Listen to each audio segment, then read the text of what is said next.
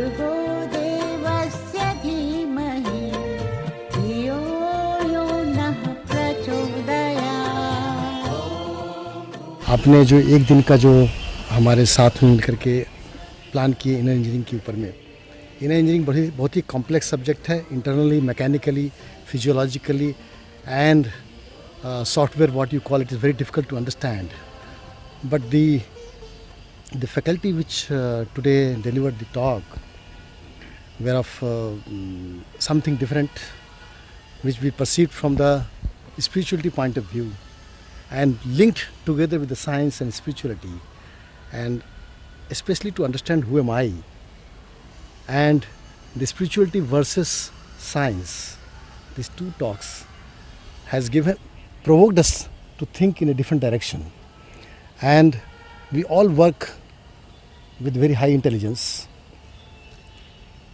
very high, I say sometimes we interact with emotionally, but spiritually we were missing, and the blend of all these three probably will make a good technological leaders, and that was the objective of this course. So one day we had studied, it was our customary to whosoever undergoes the course, we provide a certificate, and the first time this course we organized on inner engineering, Manage Yourself, myself with the support of Dr. Chinmay Pandey sir.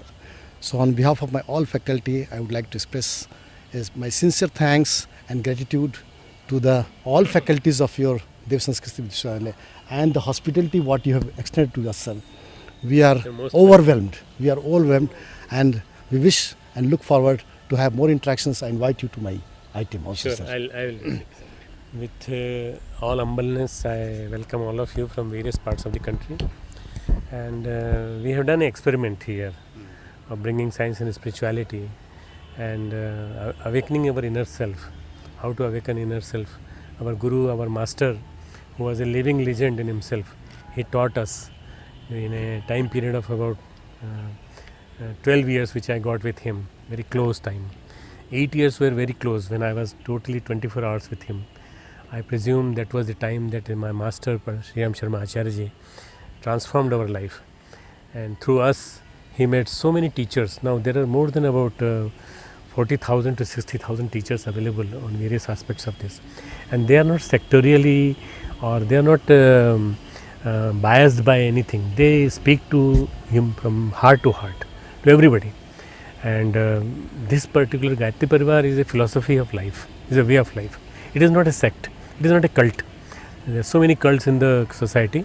It is a way of life, and once you understand it, then you will perhaps realize that how this family has grown and is reached all over the country and all over the world. And so I traveled myself to 80 countries, and I have planted the seeds there by the grace of my Guru. I was not the competent person to do it. But right now I am passing through 63 years of age, and whatever I could do, I had done it. But there is a future generation. Our average age of the organization is 27 years. Means younger generation, like you see many people, they and combined with them the older one people, they are all 27 years of age, the average age. So it's a very young organization, and it will grow. It will grow, and hopeful that the heaven on earth and the divinity in the man will awaken. This is what. Thank you. हम लोग यदि last 2 centuries की progress को उठा करके देखें तो हम पाएंगे कि साइंस और टेक्नोलॉजी के क्षेत्र में हम लोगों ने सिग्निफिकेंट प्रोग्रेस करी। आप सब यहाँ साइंटिस्ट हैं, मैं भी साइंस की डिसिप्लिन को बिलोंग करता हूँ। All other people who are sitting in the room also belong to discipline of science. पर जो एक एस्पेक्ट था जिसके कारण हम लोगों ने साइंस को या टेक्नोलॉजी को अचीव करने की या उसकी तरफ बढ़ने की कोशिश करी, वो था सुख। अल्टीमेटली जब पतंजलि अपने योग सूत्र की शुरुआत करते हैं, अष्टाध्यायी की शुरुआत करते हैं, तो एक प्रश्न वो पूछते हैं कि यहाँ पर कौन सुखी है, और सारे शिष्य एक दूसरे से डिस्कस करते हैं कौन सुखी है, और पता चलता है कोई भी सुखी नहीं है। तो पतंजलि कहते हैं इसका मतलब है कि आदमी सुख की, शांति की तलाश में है। और कुछ इस तरीके की सिचुएशन हुई कि वी हैव अचीव्ड एवरीथिंग। हम लोग चंद्रमा पर पहुँचे, मंगल ग्रह पर पहुँचे, और उसके आगे जाने की सोच हम लोगों की रहती है, पर पैसे के बावजूद तृप्ति नहीं है, satisfaction is not there. Prosperity है, संतुष्टि नहीं। बहुत सारी प्रोग्रेस हम लोगों ने करी, पर आदमी अपने आप में टूटा हुआ पाता है।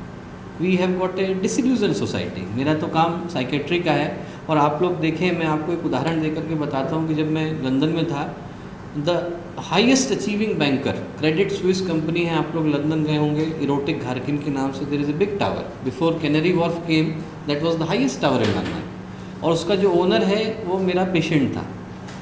कॉग्निटिव डेवलपमेंट में कोई प्रॉब्लम नहीं, सोशल डेवलपमेंट में कोई प्रॉब्लम नहीं, इकोनॉमिकली हाईएस्ट, रिच, मतलब पूरा कर। Socially he can not do anything, psychologically he, emotionally, completely कोई डेवलपमेंट नहीं है। He can not have a relationship for more than 2 minutes. जहाँ पर उसको कहीं इंटीमेट होना पड़े, जहाँ पर उसको अपने आप में उतरना पड़े, ही वॉज कम्प्लीटली ब्रोकन। और हम लोग देखें तो हम लोग जैसे एक बहुत बड़े समुद्र में, वी आर लाइक आइलैंड्स। हर व्यक्ति अपने आप में अकेला अकेला तैरता नज़र आ रहा है। उसको पता नहीं कि मेरे जीवन का लक्ष्य क्या होना चाहिए, एम क्या था, क्यों मैं इस धरती पर आया, व्हाट वाज द पर्पस, क्या ऑब्जेक्टिव था। एक छोटी सी कहानी आती है कि जब सिकंदर आया तो सिकंदर के जो मास्टर थे उन्हें सिकंदर से कहा कि इंडिया जा रहे हो, वहाँ से एक अच्छे स्कॉलर को लेकर के आना। और उनको एक स्कॉलर मिले, तपस्वी बैठे हुए थे नदी के किनारे ध्यान लगा करके। तो सिकंदर उनके पास गया और बोला कि चलो मेरे साथ, आपको चलना है, मेरे गुरु ने बुलाया। तो उन्होंने कहा कि साहब मैं चलने को तैयार हूँ, पर करना क्या है मुझे, आप कौन हो। सिकंदर को बड़ा आश्चर्य हुआ, उसने कहा आदमी नहीं जानता, मैं सिकंदर सामने खड़ा है। बोले मैं सिकंदर हूँ, अलेक्जेंडर द ग्रेट। उन्होंने कहा ऐसा क्या काम किया आपने जो आप ग्रेट हो गए। उन्होंने कहा I have conquered half of the world. तो उसने कहा आपने कॉन्कर कर लिया, अब आप क्या करोगे। बोले मैं बहुत बड़ा महल बनाऊंगा, उसमें चैन से रहूँगा। उन्होंने कहा उसके बाद क्या करोगे। बोले मैं खूब सारे नौकर चाकर रखूँगा और खूब ये सारी एम्यूनिटीज़ जो हो सकती हैं वो रखूँगा। बोले उसके बाद आप क्या करोगे जब सारी एम्यूनिटीज़ हो गई। बोले उसके बाद मैं शांति से बैठूँगा, आराम करूँगा। बोले वही काम तो मैं भी कर रहा हूँ। इतना सब करने की आवश्यकता क्या है कि आप आधी दुनिया जीतो और आधा ये करो। तो हमारे यहाँ जो सोच शुरू से थी, that was that we always achieve for satisfaction. तृप्ति हम लोगों का जो है महत्वपूर्ण उद्देश्य था। और यही इसी चीज़ के ऊपर मैं डिस्कस करना चाहता हूँ कि साइंस इज़ ऑफ कोर्स, हम लोगों के यहाँ शुरू से जो ऋषि रहे उन लोगों की सोच थी कि उनने दुनिया को दो धाराओं में बांट करके देखा, बाहर की धारा विज्ञान की, अंदर की धारा ज्ञान की। बाहर की जड़ है तो चेतना है, साइंस है, स्पिरिचुअलिटी है, इधर पदार्थ है, इधर चैतन्य है। और कहीं ना कहीं हम लोगों का मतलब, सिर्फ मैं अपनी परंपरा की बात नहीं करूँगा, पूरे विश्व भर में ये कहीं ना कहीं भूल हुई कि हमने सिर्फ एक ही चीज़ को सत्य मान लिया और दूसरी चीज़ को हम कम्प्लीटली नेग्लेक्ट कर बैठे। तो क्या दोनों को सिंथेसाइज करने की आवश्यकता है? That is the discussion that I want to have. इस समय में I think everyone agrees that we are going through a paradigm shift. Thomas Kuhn का बड़ा फेमस कॉन्सेप्ट आया था कि after a certain while the society goes through a paradigm shift. और हम लोग भी यदि देखें, लगभग हर जो एमिनेंट स्कॉलर्स हैं, साइंटिस्ट हैं, they all are talking about it. Fritjof Capra की अभी रिसेंट बुक आई the web of life, he is talking exactly the same thing कि बहुत समय तक फिजिक्स में जो मॉडल रहा डेस्क्रेटिस का रिडक्शनिस्ट मॉडल था, now everyone is thinking about holistic model कि यदि आपके पास सिस्टम है तो प्रोसेस कहाँ से आ रही है, कि you have got A system, पर उसके अंदर जो अनप्रिडिक्टेबल आउटकम्स हैं वो कहाँ से अराइज कर रहे हैं, that everyone is talking about. मैं इतने अच्छे से एलिगेंटली तो उसको प्रोड्यूस नहीं कर पाऊँगा because you all are scientist here, but 1960s में जब लायरा पायरोगिन का एक्सपेरिमेंट हुआ in Belgium, he got the Nobel prize for physical chemistry, Russian born scientist. उन लोगों ने केमिकल क्लॉक के ऊपर एक्सपेरिमेंट करके देखा, एंड व्हाट दे डिड कि उन लोगों ने देखा कि केमिकल किस तरीके से बिहेव करता है। और जब उनने एक थिन लेयर ऑफ फ्लूइड को हीट किया तो जो हॉट फ्लूइड था that was all sub centre अंदर चला गया और जो कोल्ड था वो अंदर की तरफ चला गया। तो दे वर वेरी सरप्राइज कि how this self organization took place, कि इसके अंदर कहाँ से बुद्धि आई कि सेल्फ ऑर्गेनाइजेशन हो। और वहाँ से धीरे धीरे उन लोगों ने इस कॉन्सेप्ट के बारे में चिंतन करने की कोशिश करी कि जिस तरीके से हम हमेशा सोचते रहे कि पृथ्वी आपस में जुड़ी हुई है, ये हम सब इंटरडिपेंडेंट हैं, पर्यावरण का हमसे संबंध है, हमारा पर्यावरण से संबंध है, किस तरीके से हो सकता है कि हम सब आपस में रिलेटेड हैं? What is this thing that is connecting all of us together? And I think in that sense we are going through a paradigm shift in terms of a new understanding of the science, a new understanding of the values, a new understanding of the knowledge. If we have to think कि जो पहले हम लोगों का concept था, और I am not saying about spirituality और science, spirituality भी इटर्नल है और साइंस भी इटर्नल है। Understandings they change at different era. मैं ये नहीं कह रहा हूँ कि पहले के समय में सिर्फ भारत में अध्यात्म था और आज के समय में सिर्फ विज्ञान है। हर समय में कोई प्रिडोमिनेंट थीम होती है जो उस समय को ऑक्यूपाई करती है। पहले रिलीजन, और जिस रिलीजन की मैं बात कर रहा हूँ वो उस रिलीजन की नहीं कर रहा हूँ जिसके आधार पर हम लोग आपस में बंट जाते हैं। रिलीजन की बड़ी अच्छी डेफिनेशन वैशेषिक में आती है, यतो अभ्युदय निःश्रेयस सिद्धेश धर्म, कि जो हमें इस जीवन में अभ्युदय और उस जीवन में संतुष्टि प्रदान करता है वही धर्म है। कि जब मुझे अपने जीवन में जीते जीते तो संतोष होता है कि मैंने ये जीवन बड़ी गर्व के साथ जिया, यदि मेरी लाइफ एक बुक के समान है and I am reading the last chapter of my life and I feel very satisfied, मुझे लगता है कि मेरे जीवन में मैंने ऐसा कोई काम नहीं किया जिसके लिए मुझे गिल्टी होने की आवश्यकता है, तो मैंने एक धार्मिक व्यक्ति का जीवन जिया है। That is the simple definition that we get. और धर्म जो वर्ड है वो धारणा से निकल करके आया, धारणा आचरण से निकल करके आया, कि जो व्यक्ति अपने जीवन को जी करके दिखाए, जो व्यक्ति उन सिद्धांतों को, उन मूल्यों को, उन आदर्शों को जिनके बारे में वो बात करता है उनको अपने जीवन में जी करके, उनको अपने जीवन में लिव करके दिखाए, तो उसके जीवन में धर्म है। और मैं उस धर्म की बात कर रहा हूँ कि वो धर्म, वो अध्यात्म, वो प्रकृति जब हमारे चारों ओर थी और आज की तारीख में जब वो नहीं है। और I am not saying that science and technology they are culprit. मैं ये नहीं कह रहा हूँ कि साइंस एंड टेक्नोलॉजी कल्प्रिट है। हमारी सोच में, हमारे चिंतन में, हमारे दृष्टिकोण में वही विज्ञान पहले था, पर क्या हम उस विज्ञान को आज की तारीख में सही दृष्टि से उपयोग कर पाते हैं? That is the thinking. वही प्रकृति है, उसको चाहे हम एक्सप्लॉयटेशन की तरह से लें, चाहे उसको माँ की तरह से लें। वही धरती है, उसको हम लोग एक तरीके से पृथ्वी मान करके, माँ मान करके पूजन करते हैं और पर्यावरण के साथ एक संबंध स्थापित करने की कोशिश करते हैं, या फिर हम उसका सिर्फ दोहन कर सकते हैं, हनन कर सकते हैं। सो द थिंग इज़ कि eight this point in the time we have got some sort of a clash, not in the understanding in the sense कि जो लोग साइंटिस्ट हैं उनके मन में कोई इस तरीके की थिंकिंग है, पर आदमी के सामान्य चिंतन में इस तरीके की थिंकिंग आ गई है कि हमें कोई चीज़ अभी चाहिए, इसी वक्त चाहिए और किसी भी कॉस्ट पर चाहिए, कि आदमी उसके लिए धैर्य के साथ स्वीकार करने को तैयार नहीं है। एक जिसको हम लोग बोलते हैं प्रत्यक्षवाद, उस चीज़ को मैं यहाँ पर उस सेंस में बोलना चाहूँगा कि आदमी को ये लगता है कि हमें ये चीज़ एकदम immediately I want to have it at any cost, और मेरे को ये नहीं मिलेगी तो फिर मैं नहीं रह पाऊँगा। और मैं उस चिंतन के बारे में बात कर रहा हूँ। पहले क्या था? पहले जो था कि हम लोगों के यहाँ पर भारत के अंदर एक इस तरीके की थिंकिंग थी कि हम लोग ज्ञान और विज्ञान दोनों का समन्वय करके चलते थे, कि आदमी अपने जीवन में सही सिद्धांतों को अपनाने की कोशिश करता था और बाहर उन सिद्धांतों से जो जीवन निकल करके आता था, उन सिद्धांतों से जो विज्ञान निकल करके आता था, उसको समाज के उपयोग में लगाता था। That was the thinking that we had. And simple examples if we take, यदि हम ईशावास्योपनिषद को लें, ईशावास्योपनिषद का जो पहला श्लोक है, ईशावास्यमिदं सर्वम यत्किंच जगत्याम जगत तेन त्यक्तेन भुंजीथा मा गृधः कस्य धनम। सिंपल थिंकिंग थी कि जो भी कुछ है उसके लिए वी बिकेम एन इंस्ट्रूमेंट, परमात्मा ने हमको दिया और हम उसके लिए माध्यम बन गए। और माध्यम बन गए तो हमारे माध्यम से जो भी कुछ घटित हो सकता है वो क्यों ना समाज के उपयोग के लिए लगे, क्यों ना समाज की अच्छाई के लिए, समाज के बेनिफिट के लिए, समाज के अपलिफ्टमेंट के लिए लगे। That was the thinking that we always had. दूसरा चिंतन हम लोगों का था जिसको हम लोग गुरुदेव ने नाम दिया एकता, समता, शुचिता और ममता का, कि क्या चीज़ सारी दुनिया को आपस में जोड़ करके रखती है। यूनिटी, हार्मनी, पायसनेस, कि एक दूसरे के प्रति यदि हम लोगों के प्रति अच्छी भावनाएं हैं। अयम निजः परो वेति गणना लघु चेत साम, जिनका चिंतन क्षुद्र है उन्हीं के दिमाग में ये बात आती है कि ये मेरा है, तेरा है, मेरा हो सकता है, तेरा हो सकता है। पर जिनका चिंतन उदार है, जिनके चिंतन में सही भावनाएं हैं, उनके लिए तो सारी वसुधा ही कुटुंब है, उनके लिए तो सारी धरती ही उनका परिवार है। Everyone in the world belongs to the same family. धीरे धीरे क्या हुआ, जैसा कि अभी डॉक्टर साहब से सुबह डिस्कशन हो रहा था, कि हम लोगों के पास सिद्धांत थे, कॉन्सेप्ट थे और एप्लीकेशंस थी, पर उनके बीच में एक लिंक भी था, उनके बीच में एक थ्रेड था जो उनको आपस में जोड़ करके रखता था कि इस कॉन्सेप्ट को कैसे हम मटेरियलाइज करके लोगों के सामने प्रस्तुत करें।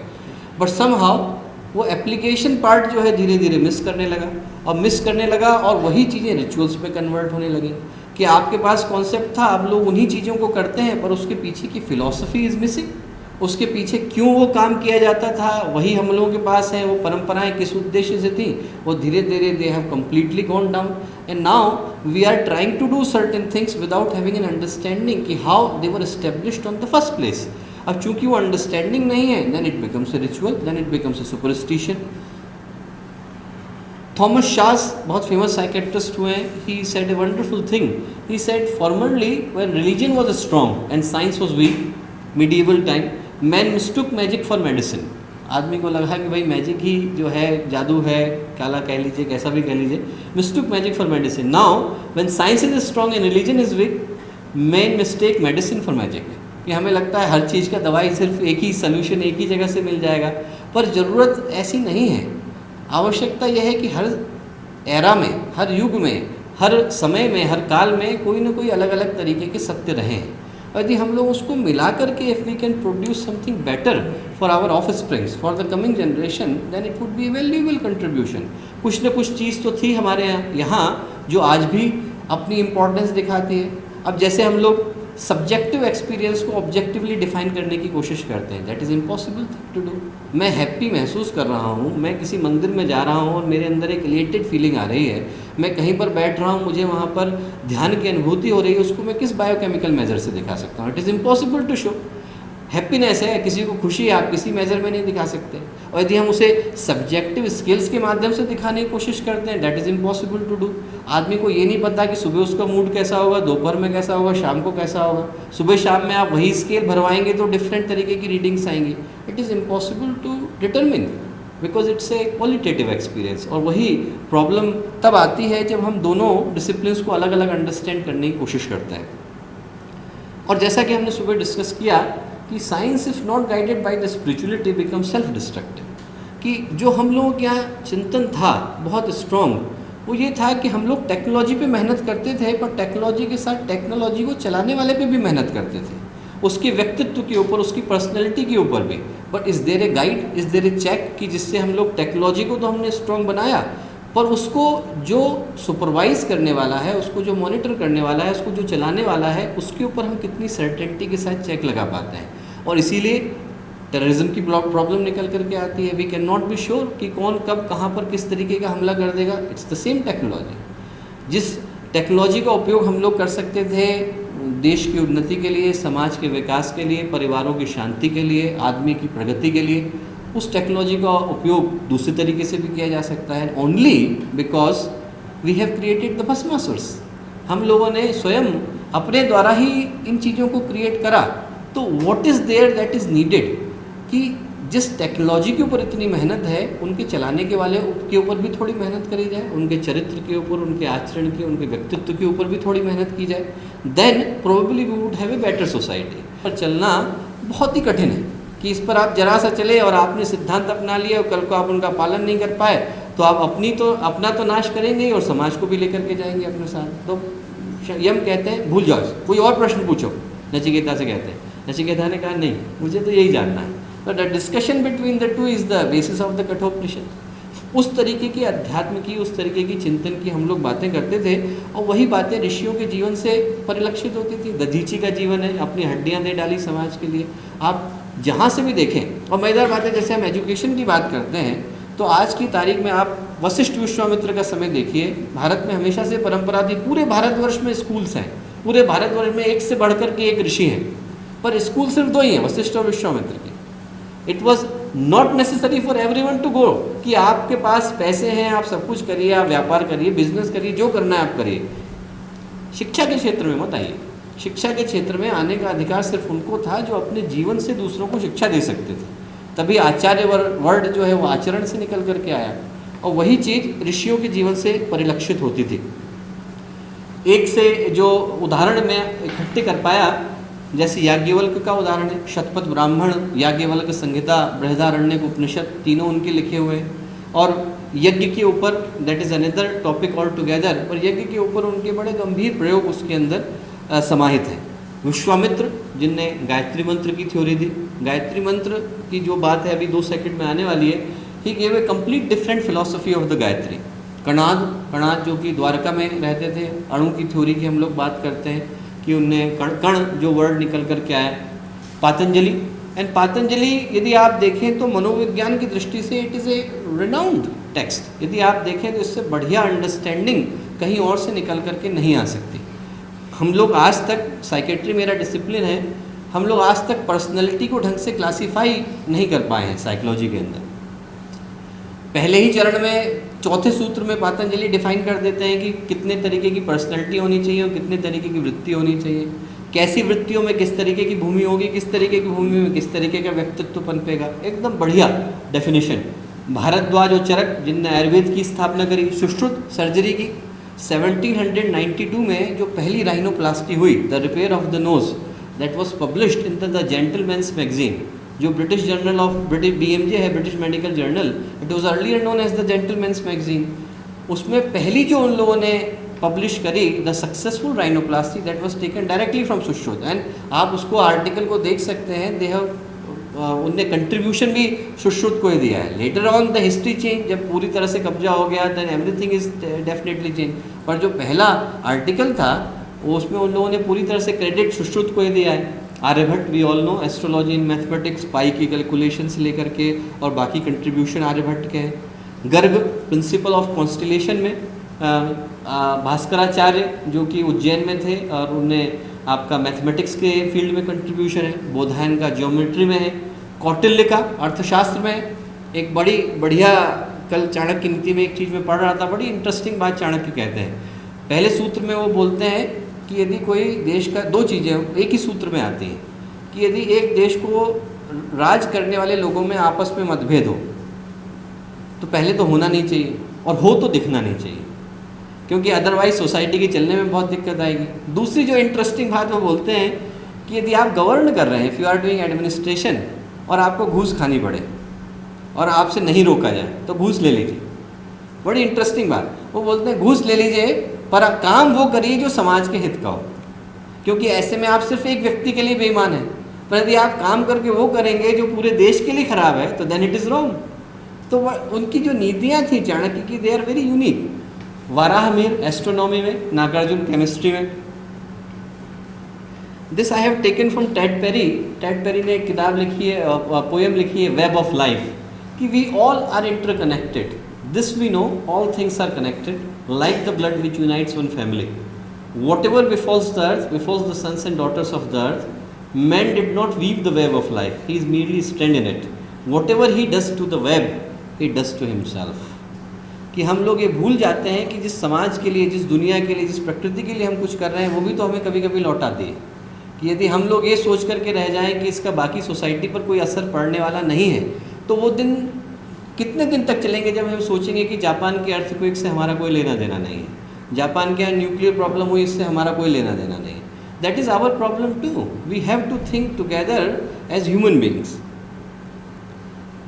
एक हम लोगों के यहाँ पर ब्रह्मवर्चस्व शोध संस्थान में, जहाँ पर आप लोग का संभवतः जाना नहीं हो पाएगा, वहाँ पर हम लोगों ने, गुरुदेव ने एक रिसर्च सेंटर इस्टेब्लिश करने का प्रयास किया, और वहाँ पर जो मेन रिसर्चेज हुई हैं वो साइंस, मंत्र, योग, यज्ञ और मेडिटेशन के क्षेत्र में हुई हैं। तो इसमें से मैं सिर्फ मंत्र वाले एस्पेक्ट को यहाँ पर लेने की कोशिश करूँगा, and then I will finish.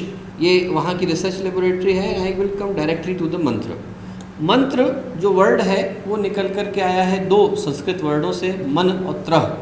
त्रह means to tool, the tool of the mind. तो आइडिया ये था कि जब हम किसी भी चीज़ को पूरे कंसंट्रेशन के साथ करते हैं, then that thing is possible to accomplish, कि हमें कोई सी, चाहे पढ़ाई हो, चाहे कोई भी चीज़ हो। और mantra became a tool for us to attain that concentration, कि मंत्र एक माध्यम बन जाता है हमें उस कंसंट्रेशन के लेवल में पहुंचने के लिए। और वी ऑल नो, सुबह डिस्कशन हो रहा था कि जो मंत्र का कॉन्सेप्ट था भारत में, वो दो तरीके के मंत्र हम लोगों ने दिए, वैदिक और लौकिक। वैदिक वो मंत्र थे जो कि ऋषियों ने दृष्टा के रूप में देखे, और लौकिक वो जो कि बाद में क्रिएट करे गए। हर मंत्र के दो हिस्से होते हैं, मंत्राक्षर और बीजाक्षर। मंत्राक्षर वो जिससे कि मंत्र फॉर्म होता है, और बीजाक्षर वो जो उस मंत्र की गति को तेज करने के लिए लगाए जाते हैं। जैसे कि गायत्री मंत्र है, तो गायत्री मंत्र में तत्सवितुर्वरेण्यं भर्गो देवस्य धीमहि धियो यो नः प्रचोदयात्, यही मंत्र है। पर भूः भुवः स्वः जो है उससे पहले बीजाक्षर जोड़े गए हैं उस मंत्र की गति को बढ़ाने के लिए। सिमिलरली महामृत्युंजय के साथ है ओम त्र्यंबकम यजामहे सुगंधिम पुष्टिवर्धनम उर्वारुकम वंदनान् मृत्युर्मुक्षेमामृतात्, पर उससे पहले ओम हुम जूम सह ओम भूर्भुवः स्वः जो लगाया गया वो बीजाक्षर है। मंत्र जो था वो चूँकि ध्वनि विज्ञान पर आधारित था। जैसे इंटरेस्टिंग बात है, आप रावण का शिव तांडव स्तोत्र सुनेंगे तो उसमें 13 श्लोक हैं, they are based on the dhwani vigyan. हर श्लोक पहले वाले स्वर से ऊपर में शुरू होता है, जटाटवी गलत जल प्रवाह पावित स्थले, उसके बाद जो उससे वाला होगा ये सा पे बजेगा तो रे पे बजेगा, वो ग पे बजेगा, वो म पे बजेगा, और फिर उसके बाद आप उसी क्रम में लौटना शुरू करते हैं। तो हर मंत्र के अंदर 4 चीज़ें हुआ करती थी, देवता, ऋषि, छंद और अर्थ। देवता वो जो कि जिस डाइटी को ये मंत्र एड्रेस किया गया है, जैसे गायत्री मंत्र को लें तो जो मंत्र के अधिष्ठाता देवता है वो है सूर्य, सविता। ऋषि जिसने दिया, विश्वामित्र। छंद, किस छंद में वो गाया जाएगा, किस तरीके के टोन में उसका पाठ होगा, और अर्थ कि उसका अर्थ एक्चुअल में क्या है। तो यदि हम गायत्री मंत्र को ये उदाहरण के रूप में लें तो गायत्री मंत्र का बड़ा यूनिक अर्थ है, तत्सवितुर्वरेण्यम। तत् का मतलब दैट, वह। सवितु वर्ड जो है वो सविता से निकल करके आया, सविता वर्ड प्रसव से निकल करके आया। प्रसव का मतलब है जन्म देना, प्रसव का मतलब है किसी को पैदा करना। और इंटरेस्टिंग बात है, Savita is the only feminine name for Surya in Sanskrit. आप सारे देख लीजिए, सूर्य, आदित्य, भास्कर, प्रभाकर, उद्गीत, मार्तंड, जितने भी हैं वो सारे के सारे मैस्कुलाइन नेम है। This is the only feminine name that we have in Sanskrit for Surya. तो हम उस शक्ति से प्रार्थना कर रहे हैं जिसने पूरे के पूरे अस्तित्व को, पूरे के पूरे सृष्टि को जन्म दिया। और सूर्य क्या करते हैं? सूर्य 2 चीज़ें करते हैं। सूर्य हमें प्रकाश देते हैं और सूर्य हमें गर्मी देते हैं। It gives us the light, it gives us the heat, and these are the 2 things that we are asking to the sun. हम उनसे कह रहे हैं भर्गो। भर्गो का मतलब बर्न इट डाउन, कि मेरे अंदर जो भी कुछ अननेसेसरी है, what ever unwanted, unnecessary that I have, burn it down. देवस्य, देवस्य का मतलब इनलाइटन, कि मैं तो अंधकार में हूँ, मुझे नहीं पता, आप मेरे पथ को प्रकाशित कर दीजिए। धियो यो नः प्रचोदयात्, और हम सबको सतपथ की ओर ले चलिए। जो भी सही पथ है, हम नहीं जानते कि सही पथ क्या है, पर उस तरफ ले चलिए। और इस तरीके की अंडरस्टैंडिंग के साथ हम लोगों के यहाँ जो है वो मंत्र क्रिएट किए गए थे। And that was based on the power of the sound. हर एक को पता है बिग बैंग थ्योरी जो है वो भी मोर और लेस इसी तरीके की बात को डिस्क्राइब करती है। और ऋग्वेद में नारदी सूक्त आता है, नारदी सूक्त में शिष्य ऋषि से पूछता है कि सृष्टि की उत्पत्ति कैसे हुई, और ऋषि कहते हैं नासदा सीनो सदासित दानी नासित द्रजोनो व्योमा परोयत किमावर एवह कुहस्य शर्मन अंबा किमासित गहनम गभीरम। कि शुरू में एक बहुत तेज ध्वनि हुई और ध्वनि के बाद दो तरीके की आवाज़ें बढ़ गईं, आहत और अनाहत। एक वो जो बिना किसी आवाज़ के चला जा रहा है, तो पृथ्वी की गति को, सूर्य ग्रहों की गति को वो कहते हैं अनाहत, किसी ने मारा नहीं पर उसके बावजूद चला जा रहा है। और आहत जैसे मैं भी बोल रहा हूँ, कहीं ना कहीं किसी न किसी चीज़ पर प्रहार हो रहा है, जीभ तालू से टकराएगी तो शब्द निकल करके आएगा। तो ये जो कॉन्सेप्ट था, इस आधार पर हम लोग शुरू से करते रहे। टमोहा ब्रिज का एग्जाम्पल है, एवरीवन नोज, सारे जो इंजीनियरिंग बैकग्राउंड में हम लोग पढ़ाते हैं कि रेजोनेंस के कारण 1948 में वॉशिंगटन में जो ब्रिज था, it came down because of the resonance.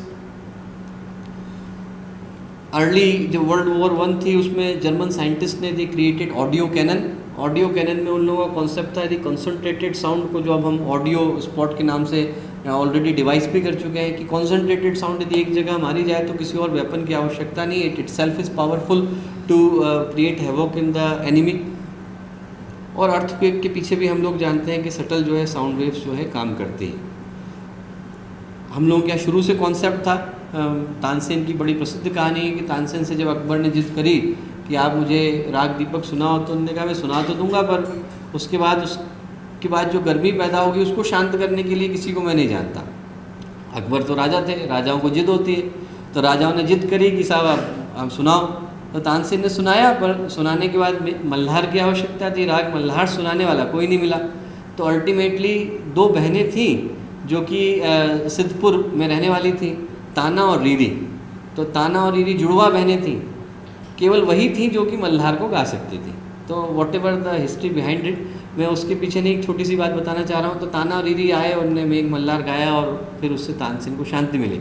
पर जो इंटरेस्टिंग हिस्टोरिकल फैक्ट है कि जब भी आप क्लासिकल म्यूज़िक में सुनते हैं तारा नींद ताना दे देना, that is a mukhda started by Tansen in credit to Tana and Riri.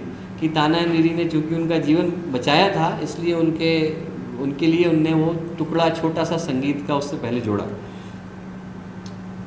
जो आइडिया है कि मंत्र ठीक उसी तरीके के वाइब्रेशंस हमारे चारों ओर क्रिएट करते हैं, जैसे कि हम लोग किसी पर्टिकुलर प्लेस में हैं और पर्टिकुलर प्लेस में हम जाते हैं तो उस जगह के पर्टिकुलर वाइब्रेशंस होते हैं।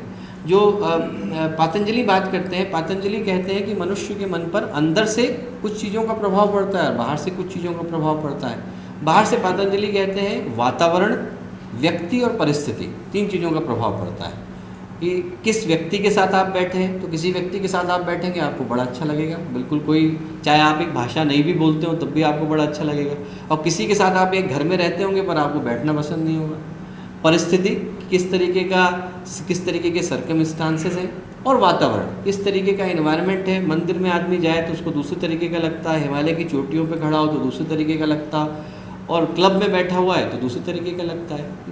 इस चीज़ का प्रभाव पड़ता है। तो यही कॉन्सेप्ट मंत्र के पीछे रहा। हाँ,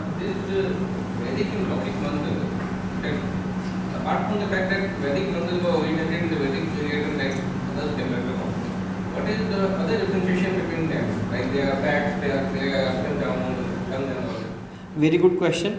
वैदिक और लौकिक में एक डिफरेंस तो यह है डॉक्टर साहब कि वैदिक किसी व्यक्ति के द्वारा क्रिएटेड नहीं है, इसीलिए वो वैदिक कहे गए कि उनको देखा, दे केम इन द ट्रांस, कि ऋषियों ने दृष्टा के रूप में उनको देखा। लौकिक जो थे वो बाद में अर्थ से क्रिएट है।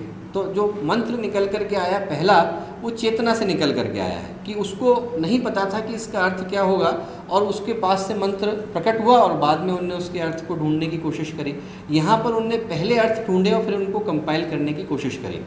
हाउएवर, जहाँ तक इफेक्ट की बात है, तो जो स्क्रिप्चर्स कहते हैं वो कहते हैं कि वैदिक मंत्र सबसे ज़्यादा प्रभावी हैं क्योंकि उनकी ऊर्जा में सबसे ज़्यादा गति है। लौकिक मंत्र भी उतने ही प्रभावी हैं, पर उसके पीछे श्रद्धा का पुट होना चाहिए। जो इंटरेस्टिंग बात है जिस पर मैं अभी आने वाला हूँ, कि यदि हम लोगों का जो चिंतन था वो ये था, तंत्र के 2 हिस्से हुए, मंत्र और यंत्र। यंत्र का मतलब इक्विपमेंट, और जैसे इसको है, ये आप एक यंत्र है, पर ये यंत्र बिना इसको जब तक ऑन ऑफ किया जाए इसके बगैर इट इज़ यूजलेस, इसका कोई मतलब नहीं। वही कॉन्सेप्ट हमारे यहाँ था कि जो यंत्र थे वो उसके पीछे के मंत्र के बिना यूज़लेस थे, और मंत्र बिना प्यूरिफाइड पर्सनैलिटी के यूज़लेस थे, कि जब तक कोई अच्छे व्यक्तित्व वाला उसको नहीं बोलेगा तब तक उस मंत्र का कोई उपयोग नहीं हो पाएगा।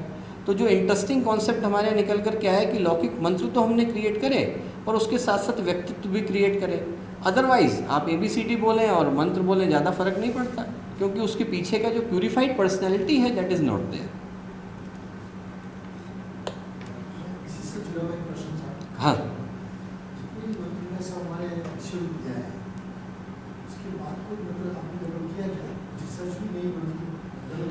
हाँ है ही डॉक्टर साहब, जो एक्चुअल में there is a good book mantra और मातृकाओं का रहस्य, पंडित दीनानाथ जी की है।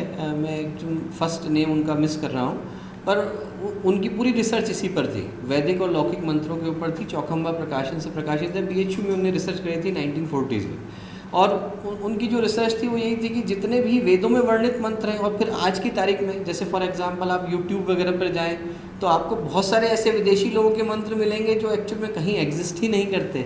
अभी जर्मनी से एक CD आई है मंत्रमाला के नाम से, मैं आपको दिखाऊंगा। उसमें जो मंत्र हैं वो हम लोगों ने भी नहीं सुने, पॉपुलर कल्चर को तो आप छोड़ ही दीजिए, कहीं सुने ही नहीं गए हैं वो, और वो सभी मंत्र हैं। और उसमें कई सारी चीज़ें तो ऐसी हैं कि वो कहावतों को वो लोग गा रहे हैं और मंत्र बोल रहे हैं, कि नाच न जाने आंगन टेढ़ा भी उसमें एक मंत्र है, विच इज़ एक्चुअली नथिंग, कहावत है वो तो, मुहावरा है, और वो भी उसमें एक मंत्र के रूप में दे आर सिंगिंग।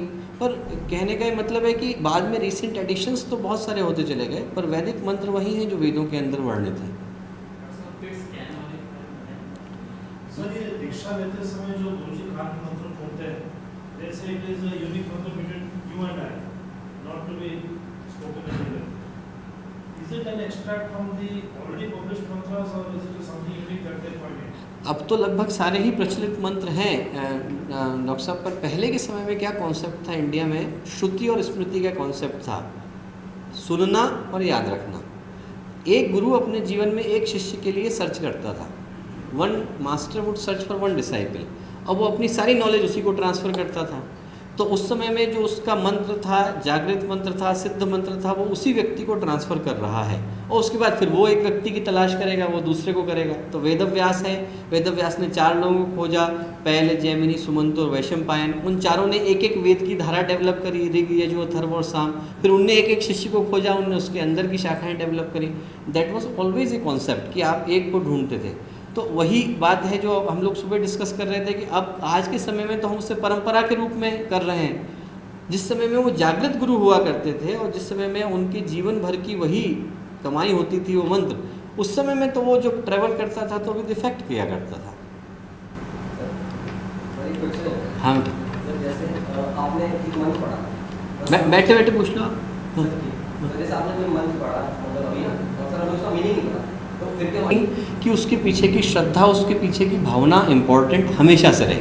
कन्फ्यूशियस के समय की एक बहुत छोटी सी कहानी है कि देर वॉज ए फ़कीर कॉल्ड लिंची एट हिज टाइम। तो कन्फ्यूशियस के जो डिसाइपल्स थे वो उनके पास गए, उन्होंने कहा साहब सबसे अच्छी प्रार्थना कौन करता है? तो उन्होंने कहा लिंची करता है।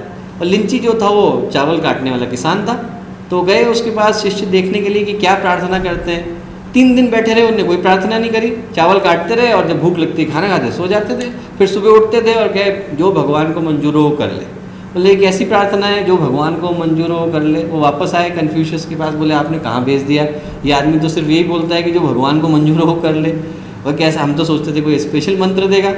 बोले जिसका जीवन ही प्रार्थना बन गया हो उसको अलग से प्रार्थना करने की जरूरत नहीं है। His life has become a prayer. उसका सारा जीवन में वो जो कर रहा है उसको अलग से कुछ कहने की और करने की आवश्यकता नहीं है। उसके पीछे की भावनाएं ज़्यादा इम्पोर्टेंट हैं, शब्द तो माध्यम बन जाते हैं।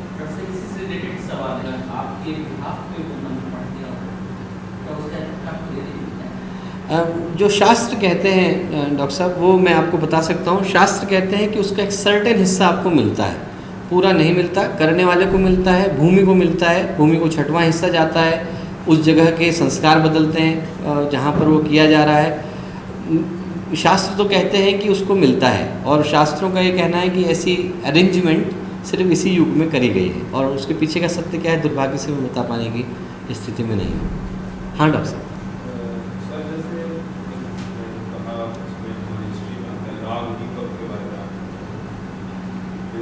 एनर्जी थी कि साउंड एनर्जी जो है वो साउंड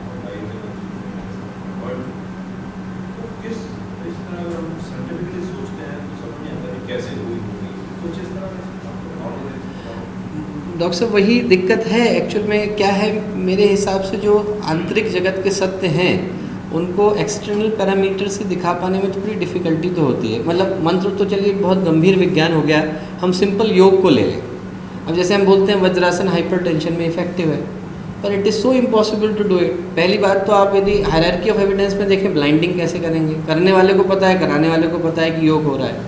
दूसरी बात, एक्सपर्टीज़ बदल जाती है। एक आदमी ने आज सुबह वज्रासन करना शुरू करा, एक आदमी 40 साल से कर रहा है। कराने वाले की एक्सपर्टीज़ बदल जाती है, एक आदमी किस तरीके से कर रहेगा, फिर उनकी भावनाएं उसके पीछे बदल जाती हैं, कौन किस तरीके से कर रहा है, कौन किस तरीके, और then we give a unified conclusion कि भाई इससे हाइपरटेंशन पे फ़र्क पड़ता है। तो that is impossible to do.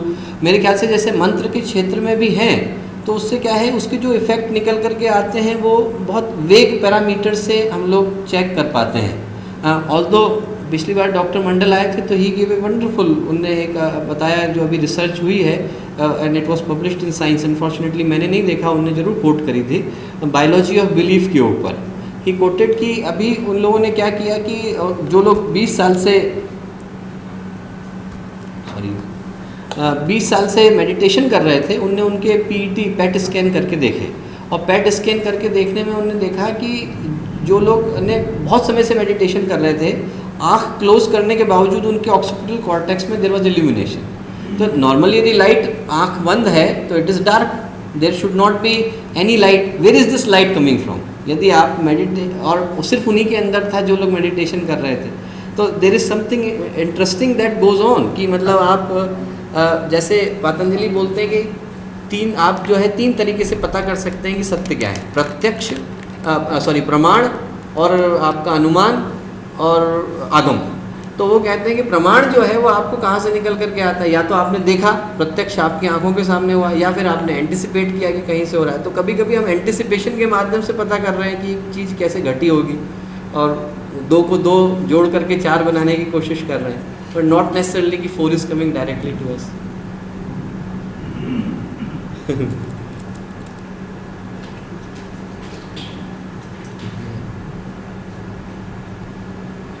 वैसे इसके बाद 2 ही 3 स्लाइडें रह गई थी। एक्चुअल में जो मेजोरिटी का डिस्कशन था वो यहीं से, तो कोई बात नहीं। इसके बाद वाला जो हिस्सा था वो इसी के बारे में बताना चाह रहा था, उसको मैं वैसे ही बता देता हूँ कि जो हम लोगों के यहाँ रिसर्चेज हुई थी, जैसा आपने अभी पूछा डॉक्टर साहब, तो अलग अलग हैं। जैसे इस मंत्र के इमोशनल मैच्योरिटी पे क्या असर पड़ता है, या फिर आदमी की एकेडमिक परफॉर्मेंस पे क्या प्रभाव पड़ता है, या फिर उसके और चीज़ों पे क्या प्रभाव पड़ता है। पर सत्य बात है कि उसके कारण उसका जो अपलिफ्टमेंट होता है, या उसकी पर्सनैलिटी में जो एक्सीलेंस आती है, या उसके व्यक्तित्व में जो कुशलता आती है, उसको मेज़र करने का उसकी अंतरात्मा के अलावा और कोई माध्यम मेरी समझ में नहीं आता। क्योंकि हम दुनिया के सामने तो कुछ भी हो सकते हैं, पर अपने सामने तो हम वही हैं जो हम होना चाहते थे। और दैट इज़ द थिंग कि यदि हमारे को अपनी अंतरात्मा में नज़र आता है कि we are following the right path, then I think that is enough indicator for us to proceed on that path.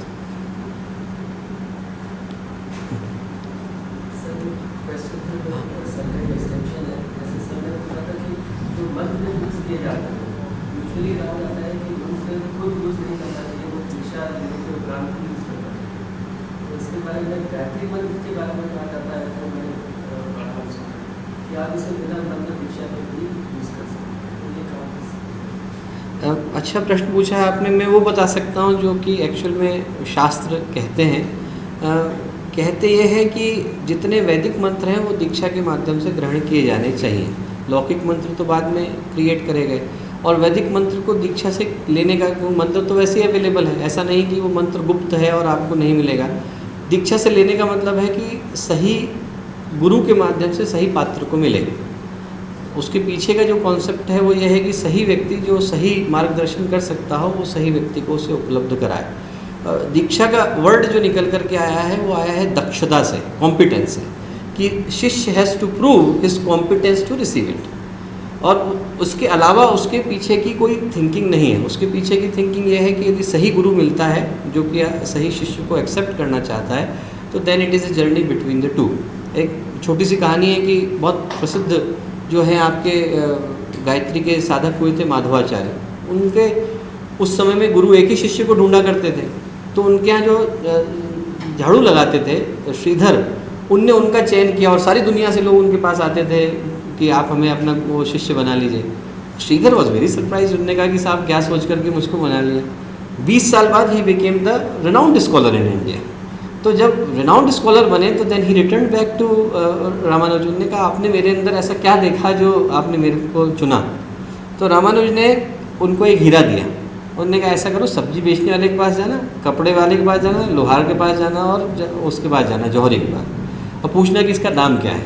तो गए वो पूछने के लिए, एक ने कहा 10 रुपया, एक ने कहा 20 रुपया, एक ने कहा 30 रुपया, और जौहरी ने कहा साहब इसकी कीमत नहीं है, तो लाखों में। तो उन्होंने कहा कि जब वापस लौट करके आए तो रामानुज ने कहा हीरे को पहचानने के लिए जौहरी की आंखें चाहिए, कि only A Guru would know कि किस व्यक्ति के अंदर क्या कैपेबिलिटी है। आप बढ़ई के पास जाओगे उसको समझ में नहीं आएगा कि क्या चीज़ है। That is the difference, that was the relationship between the to. और कोई प्रश्न ना हो तो आप लोग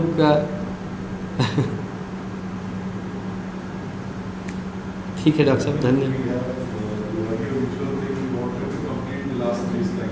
हाँ, मैं एक्चुअल में आप लोगों को दिखाना चाहता था। ओह, एक्चुअल में फिर मैं सीधे लास्ट पे आ जाता हूँ क्योंकि अगला सेशन आप लोगों का डिले हो जाएगा।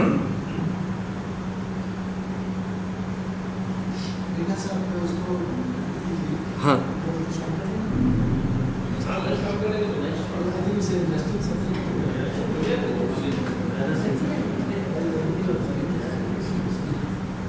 ऐसा लगेगा रहने दें।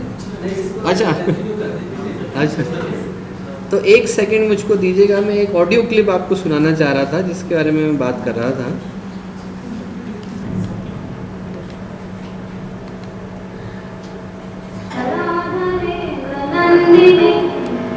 अरे सॉरी, मैं थोड़ा सा बैकग्राउंड दे देता हूँ। एक्चुअल में सुब्बू लक्ष्मी का गाया हुआ है, रिनाउंड दिव्य जो है उनकी वॉइस थी। At the age of 70 she sang this one.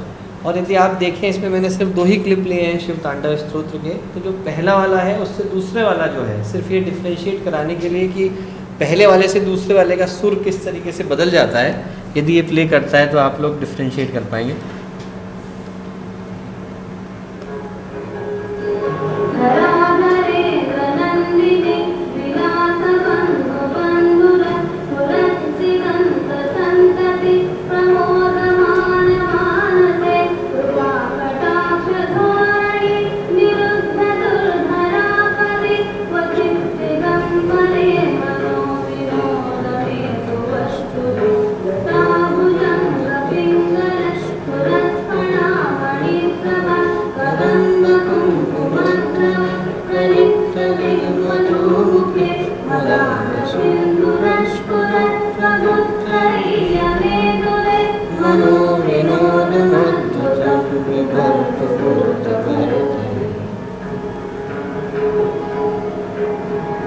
एक बार मैं फिर से उस जगह ले जाऊंगा, आप जरा सा देखिएगा कहाँ पर वो सुर चेंज होता है। जस्ट हियर,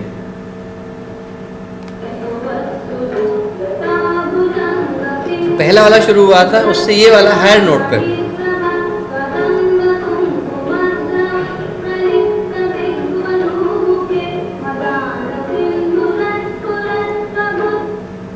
बस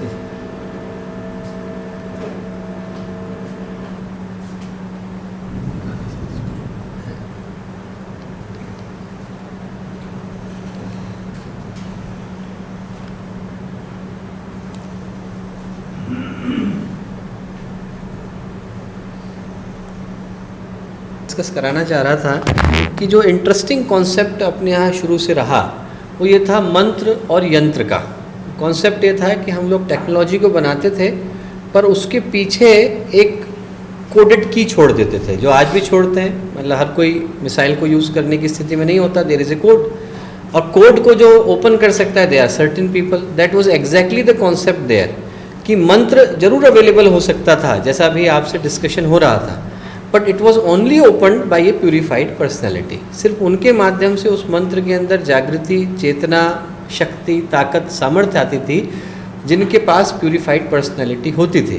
तो गायत्री मंत्र के अंदर निश्चित रूप से प्रभाव होंगे, पर यदि कोई ऐसा व्यक्ति जो कि ऑलरेडी इनलाइटेंड सोल है, इल्यूमिनेटेड है, उसके माध्यम से वो मंत्र प्रकट होगा तो अपने आप में वो शक्ति का कारण बनेगा। जैसे बाली के बारे में कहा जाता है कि बाली जिसकी ओर देखता था वो उसकी शक्ति को ले लेता था, इसीलिए भगवान राम को पीछे से छुप करके उनको मारना पड़ा, नहीं तो सामने से पूरी शक्ति चली जाती। तो वो जो छोटी छोटी चीज़ें थीं उनके पीछे का कॉन्सेप्ट यही था कि दोनों चीज़ें मिल करके पूर्ण होती थी। यही हम लोगों के यहाँ पर डिस्कशन का सेंट्रल जो थीम थी वो यही थी कि सब जगहों पर इलाइट काम हो रहा है, पर क्या कुछ हम ऐसा कर सकते हैं जहाँ पर जो हम लोगों की धरोहर थी, जो हम लोगों की विरासत थी, the thing that was always there, उसको किस तरीके से हम लोग सिंथेसाइज करके कमिंग जनरेशन के सामने प्रस्तुत कर सकते हैं with a understanding that is applicable to all, जिसको हर कोई समझ सके और हर कोई उसको समाज के हित के लिए उपयोग में ला सके। आज की तारीख में सभी को पता है कि हर तरीके की समस्याएं हैं, कॉन्फ्लिक्ट्स हैं, प्रेशर्स हैं, फ्रस्ट्रेशन है। और सिंपल सी बात है कि आदमी, एक बड़ी इंटरेस्टिंग कहानी शिव सूत्र में आती है कि शक्ति जो है वो शिव से पूछती है कि हर आदमी जो प्रेम करता है वो दुखी क्यों है? भाई प्रेम में तो दुख नहीं होना चाहिए, प्रेम में शांति मिलनी चाहिए। तो शिव जवाब देते हैं कि एट द बिगिनिंग मैंने शुरू में हर आत्मा को दो भागों में विभक्त कर दिया, हर आत्मा को दो भागों में विभक्त कर दिया, एक को जन्म लेने के लिए छोड़ दिया और एक को खुद के पास रख लिया। सिंपल, पर इसका अर्थ बड़ा कॉम्प्लिकेटेड है। अर्थ यह है कि every soul is incomplete and everyone is trying to find the completeness in other incomplete soul. तो जब हम दूसरे के अंदर खुशी ढूंढ रहे हैं तो हम ये भूल जाते हैं कि वो भी हमारे अंदर खुशी ढूंढ रहा है। And if I had it why would I have to search for it. तो यदि हमारे पास नहीं है तो हम दूसरे को दे पाने की स्थिति में नहीं होते। हम सिर्फ दूसरे को वही दे सकते हैं जो हमारे अंदर है। If I have got conflict, I will give it to others. If I have got confusion, I will give it to others. If I have got contentment, I will give it to others. So happiness cannot be borrowed from outside; it has to be searched from within. So यही उसके पीछे का idea था। और यदि हम लोग इन चीज़ों को लेकर के कार्य करें तो there should be something valuable that we can do for society. Unfortunately इसमें एक वीडियो था जो अभी प्ले नहीं कर रहा है। That's where I would end, और कोई और questions हो तो I would very happily take them.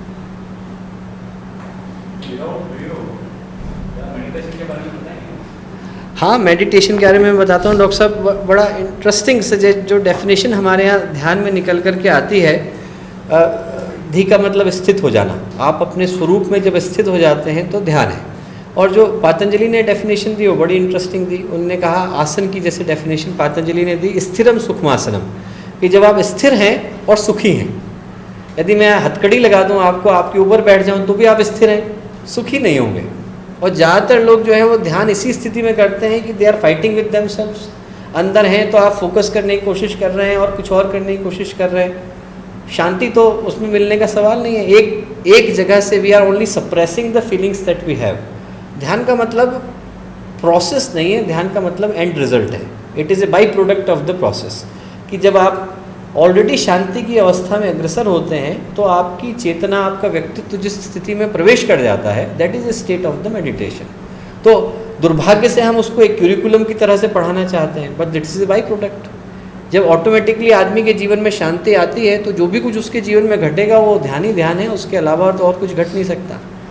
However, the tools are necessary for the meditation. तो किसी के लिए मंत्र, किसी के लिए विजुअल इमेजरी, किसी के लिए संगीत, किसी के लिए कुछ और माध्यम बन जाता है, but they are only the mediums.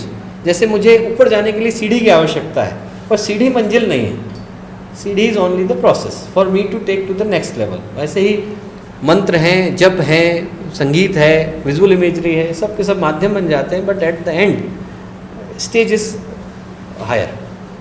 अब नव युग की गंगोत्री से वही ज्ञान की धारा है। Join hands with Global Gayatri Parivar in its endeavor for social reconstruction. With personality development programs, youth camps, excellence in corporate culture, women empowerment campaign, propagation of scientific spirituality, thought transformation movement, we are making a change in people's life. हम युग का निर्माण करेंगे, यह संकल्प हमारा है। नमस्ते सतेते जगत कारणाय नमस्ते चिते सर्वलोकाश्रयाय नमोद्वैततत्त्वाय मुक्तिप्रदाय नमो ब्रह्मणे व्यापिने शाश्वताय ओम अखंडानंदबोधाय शिष्यसंतापहारिणे सच्चिदानंदरूपाय तस्मै श्रीगुरवे नमः। ओम विश्वाणिदेव सवितरदुरितानि परासवो यद्भद्रं तन्न आसव। ओम शांति शांति शांति।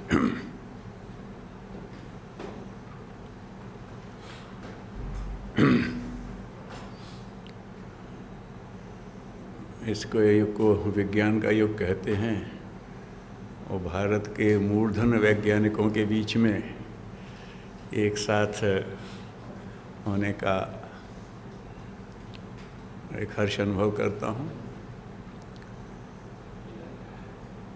आप लोग यहाँ आए, अपनी कोई जिज्ञासा कुछ समझ लेके आए होंगे और ये जो प्रश्न है मैं क्या हूँ, तो असल में ये चर्चा का नहीं समझने का विषय है।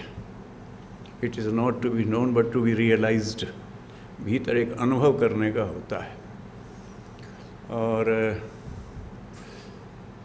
अगर इसको हम जहाँ हम हैं, वेयर वी डू स्टैंड, वहाँ से ही अपने स्टेप्स को अगर आगे लें तो वो बोधगम में जरा ज़्यादा अच्छा हो सकता है। जब कभी प्रबुद्ध वर्ग में चर्चा चलती है तो मैं अक्सर अपने भारत की चेतना कैसे काम करती है इस पर लोगों से शेयर करता हूँ विचार।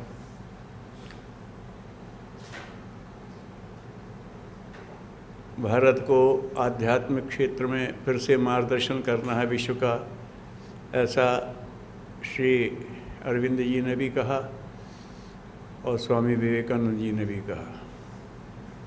उसी में श्री अरविंद जी ने तो ये कहा था कि जो पदार्थ विज्ञान का विकास होना था, इसलिए भारत की आध्यात्मिक चेतना को थोड़ी देर के लिए सुप्त अवस्था में डाल दिया है, कुछ हाइबरनेशन जैसी कंडीशंस में। क्योंकि अगर चेतना को महत्व देने वाला पदार्थ को महत्व देता नहीं, और जब तक महत्व देगा नहीं तब तो उसका विकास नहीं होगा। तो जब बच्चों को विकसित करना होता तो बड़ों से कहते थोड़ा चुप रहिए, जिसकी शांत हो जाओ कुछ समय के लिए, let them develop in their own way. और वैसा हुआ और पदार्थ विज्ञान विकसित हो गया। उसी में उन्होंने ये भी कहा है श्री अरविंद ने कि जब सृष्टि बनती है तभी से कुछ डेस्टिन्ड हो जाती हैं। It is the destiny of India to be the spiritual guide for the entire world. जब से बना है इस चतुर्युग के लिए जो 4 युगों का होता है। लेकिन उन्होंने कहा कि आपको अगर आध्यात्मिक मार्गदर्शन करना है तो आपकी हैसियत तो होनी चाहिए कि आप बोलें तो कोई सुने। और आजकल जो हैसियत नापी जाती है उसके पैरामीटर्स कुछ और हैं। आजकल तो नेशन को, हमारे यहाँ जो राष्ट्र की परिभाषा होता है एक सांस्कृतिक इकाई है, लेकिन बाहर तो टेक्नो इकोनॉमिकल यूनिट्स हैं। क्यों सर? नेशन माने टेक्नो इकोनॉमिकल यूनिट्स। उनकी अर्थव्यवस्था कहाँ है, वहाँ की टेक्निक में उनकी कितनी पकड़ है, उस हिसाब से उसका मूल्यांकन होता है। अगर हम इसमें पिछड़े हैं तो हमारी बात तो कोई ध्यान शायद वो सब संत लोग थोड़ी हैं जो किसी भी जगह से पिकअप कर लें। हंस की प्रवृत्ति सब में थोड़ी होती है। तो श्री अरविंद ने कहा, though it is not in the destiny of India to be the economic power and the military power, but it will have to be, उसे होना पड़ेगा। क्योंकि अपनी स्थिति सुनाने लायक तो हो तब तो कहें ना बात को। और वो हो गया। मैं अक्सर कहता हूँ, क्षमा करिएगा, किसी की आलोचना नहीं करनी है, कि हमारी गवर्नमेंट को तो भारत को गरीब देश बता करके और लोगों से सहायता मांगने की लत पड़ गई थी। लेते जा रहे हैं, लेकिन अचानक भारत की आत्मा प्रयास करती रही और उसमें जो उठा तो बाहर के वैज्ञानिकों ने कहना शुरू कर दिया और समाजनिष्ठों ने कह दिया, India is growing as a economic power and as a military power. पता नहीं इकोनॉमिक पावर में भी आप लोगों का कुछ रहा है, लेकिन मिलिट्री पावर के रूप में डेवलप करने में आप लोगों का बड़ा प्रत्यक्ष सीधा योगदान रहा है। और ये हु एम आई, मैं क्या हूँ, हम क्या हैं, इस संदर्भ में मैं लोगों से जो कहता रहता हूँ कि लोग कहते हैं साहब परिस्थितियाँ बड़ी ख़राब हैं, उनसे हम प्रभावित हो जाते हैं, तो अक्सर मैं ये कहता हूँ हमारे उस वर्ग को देखिए आप, जो हमारा साइंटिस्ट वर्ग है, बिना यहाँ की किसी हीनता से, बिना घुटाले से प्रभावित हुए एकनिष्ठ होकर अपने काम में लगा है। उसके सामने उसका लक्ष्य है, उसके सामने उसका कमिटमेंट है, उसके सामने अपना स्वरूप है। मैं क्या हूँ, मैं इसके लिए हूँ कि देश को आगे ले जाऊँगा, और वो ले जा रहे हैं। और आज हम विश्व की गिने चुने 4-5 देशों में गर्दन ऊंची कह सकते we are in the line उसमें। तो एक पहला बोध तो मैं यहीं से करता हूँ कि वो क्या चीज़ है जो अलग अलग लोग रोना रोते रहते हैं, अरे क्या सा वातावरण ऐसा है, बड़े जैसा करते हैं, वैसे तो सब करने लगते हैं। तो फिर मैं पहले पूछ, कैसे बड़ा कौन?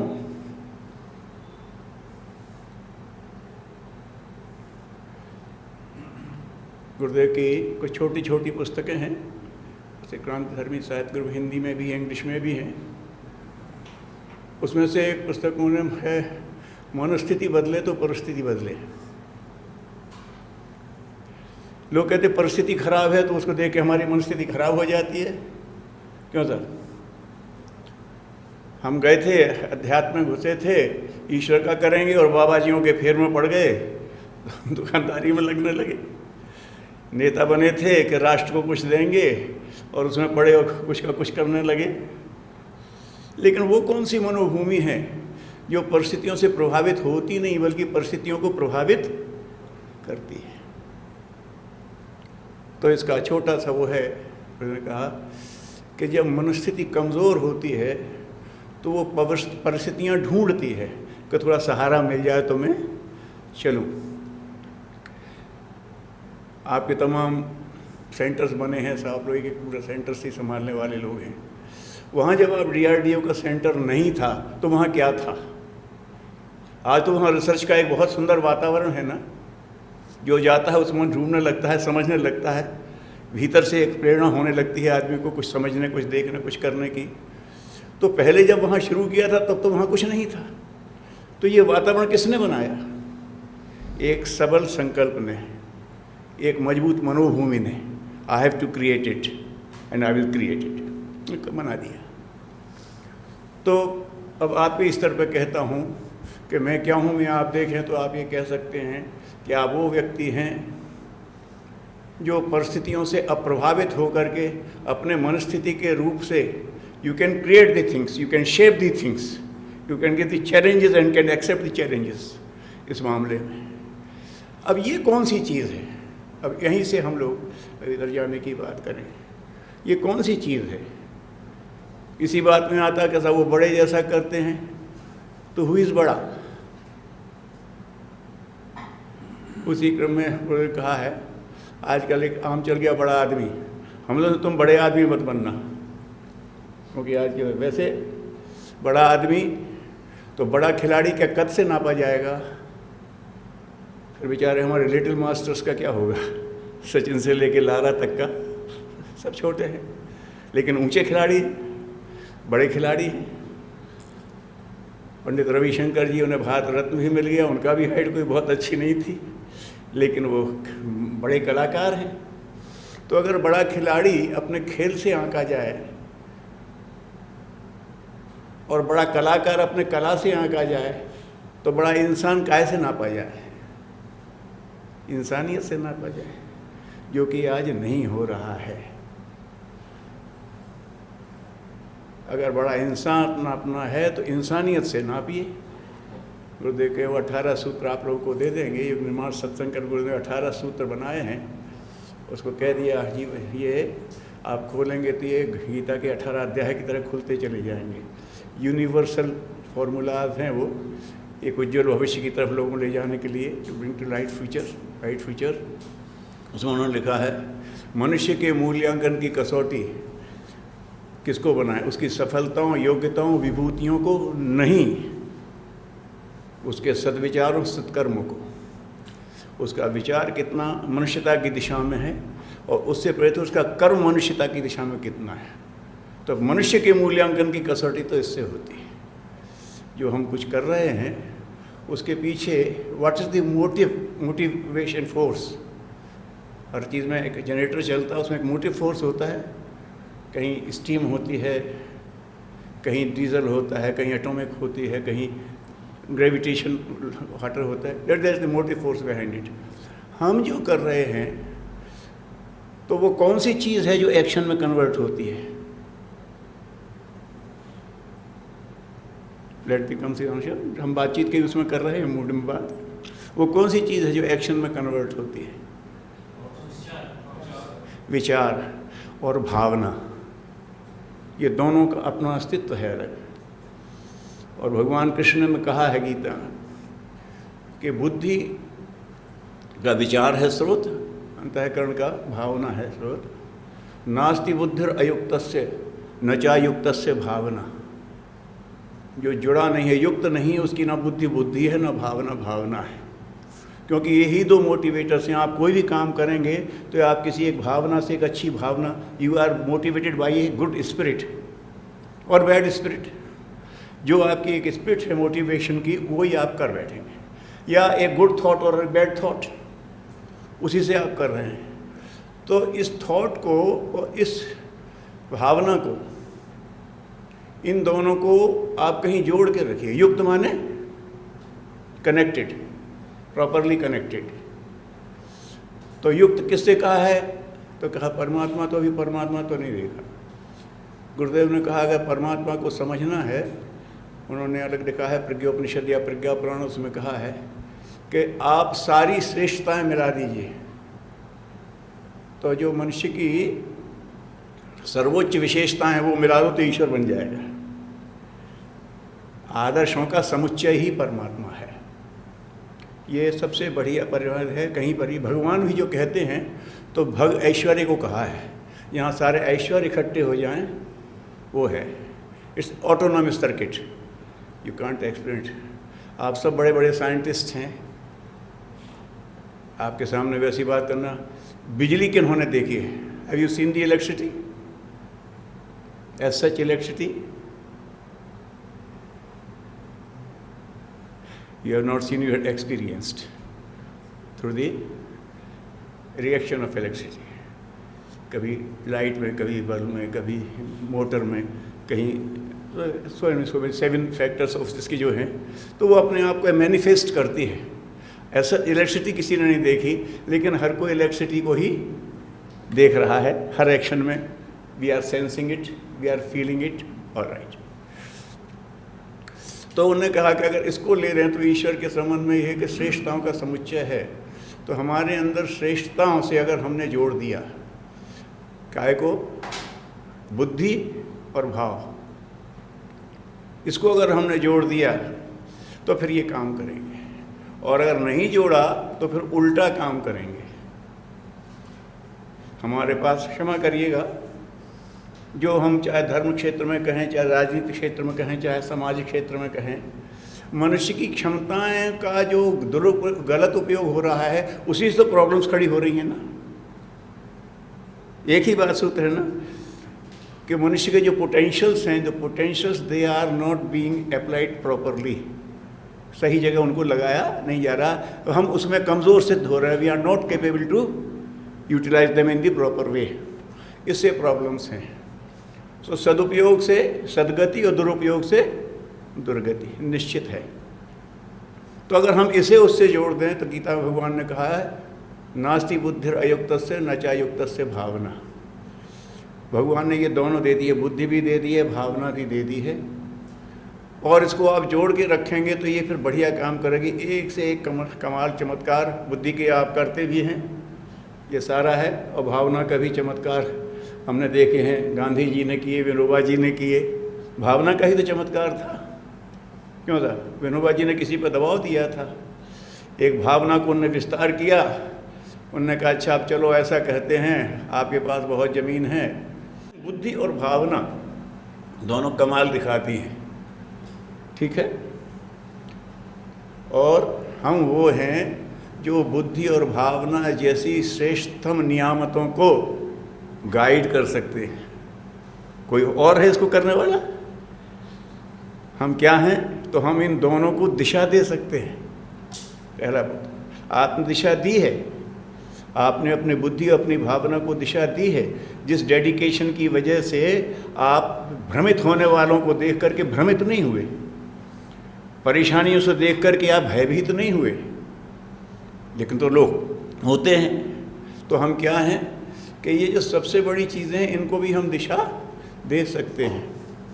अभी हमने भावना की बात कही और विचार की बात कही, ये अदृश्य फैक्टर्स हैं, लेकिन विजिबल फैक्टर एक हमारा बॉडी भी तो है, क्यों सर? लेकिन इस बॉडी की क्वालिटीज़ वहाँ से आती हैं। और एक निवेदन करता हूँ साइंटिस्ट से, बहुत मोटी सी बात है, आप लोग सब प्रोड्यूस कर रहे हैं, अगर रॉ मटेरियल बदल जाए तो प्रोडक्ट बदल जाएगा ना? क्यों? अगर रॉ मटेरियल बदल दिया जाए तो प्रोडक्ट बदल जाएगा।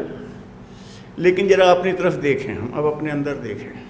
आप ऐसा करिए कि अगर शाकाहार करते हैं तो मांसाहार करते हो शाकाहार करने लगी, अगर गेहूँ खाते हैं तो चावल खाने लगी, चावल खाते हैं सब्जियाँ खाने लगी, तो आपका ब्लड ग्रुप बदल जाएगा क्या? उसी से तो बन रहा है ना ब्लड। ब्लड बनाने का साधन तो व्हाट वी ईट, जो हम खाते हैं वही तो है ना रॉ मटेरियल। उसी रॉ मटेरियल से ब्लड बन रहा है। रॉ मटेरियल बदल दिया तो ब्लड बदलना चाहिए, लेकिन नहीं बदलता। ये कमाल है। हमारे भीतर एक इतना ज़बरदस्त साइंटिस्ट बैठा हुआ है, कितना बड़ा ज़बरदस्त पैथोलॉजिस्ट बैठा हुआ है। He can create anything out of any raw material. कोई भी रॉ मटेरियल दे दीजिए, वो अपने जो जिसे वो क्रिएट करना वही क्रिएट कर लेगा। वही ब्लड ग्रुप, वही आपका टिश्यू कल्चर, बदलने वाला नहीं है, क्योंकि उसने संकल्प कर लिया कि I have to create it.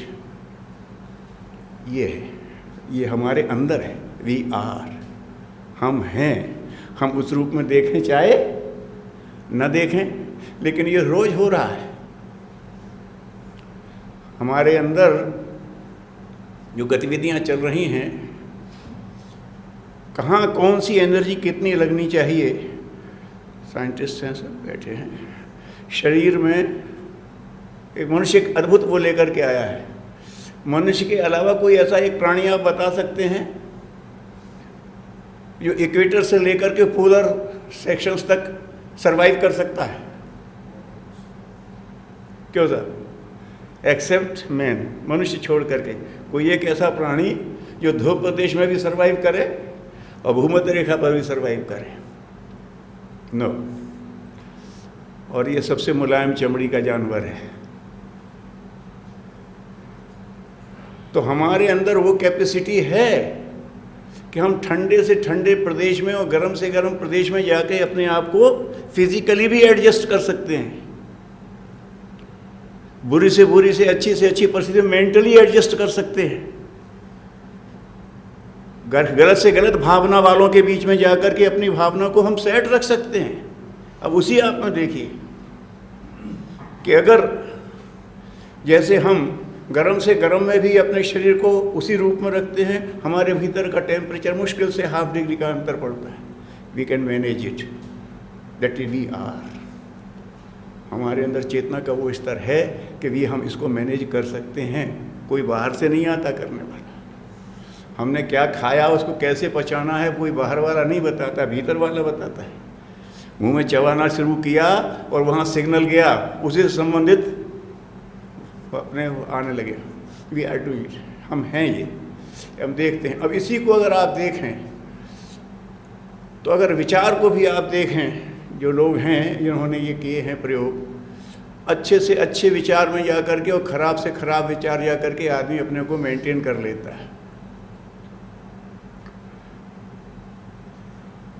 Ramayan का वो प्रसंग याद होगा, हनुमान जी विभीषण से मिलते हैं तो वो कहते हैं कि भैया सुनो पवन सुत रहनी हमारी, जिम दसनन मह जीव विचारी। दांतों के बीच में जीव है, जरा सा इधर उधर होया तो कट जाए, ये तो एक्टिव रहते हैं। हम असुरों के बीच में रह रहे हैं। लेकिन वो अपने विचार को मेंटेन कर रहा है तो कर रहा है, क्यों सर, कर रहा है मेंटेन। वो अपनी भावना को गड़बड़ाने नहीं देता तो नहीं बिगड़ देता है। मंदोदरी भी यही कर रही है, वो बार बार रावण को चेता देती है, उसमें दबाव में सारा उसका वैभव भी देख रही है, उस समय का सबसे बड़ा बलशाली, सबसे बड़ा साइंटिस्ट, सबसे बड़ा विद्वान वो गड़बड़ा रहा है, लेकिन वो नहीं, उसकी पत्नी नहीं गड़बड़ा रही। तो ये अपने विचार और भावनाओं को मेंटेन करने की अद्भुत क्षमता हमारे पास है, and we are utilising it. Who is, कौन कर रहा है ये? हम ही कर रहे हैं। तो वो करने वाला कौन, इसको हमें अपना देखना पड़ेगा कि एक भीतर हमारे अंदर ऐसा एक चेतन है जो हमारे विचारों को भी देखता है, हमारी भावनाओं को भी देखता है, और सही जगह उसको लगाने की का निर्णय भी करता है, और उसको लगाने की कैपेसिटी भी रखता है। अब बात यहीं आ जाती है कि ये जो कुछ है, every individual is potentially divine, potentially we are divine, but it is to be grown. मैं आपके हाथ में अगर ये कहूँ कि लीजिए वट वृक्ष के बरगद के बीज आपको देकर कहूँ लो आपको साहब वट वृक्ष दान करता हूँ, तो सही भी हो सकता है क्योंकि उसमें है संभावना है, लेकिन वो आपको छाया नहीं देने वाला है, वो किसी पक्षी को बसेरा भी देने वाला नहीं है। कोई पक्षी चुग और जाएगा, उसे पेट में और डाल लेगा, जिसको आप कह रहे थे। क्यों? अभी विकसित नहीं हुआ।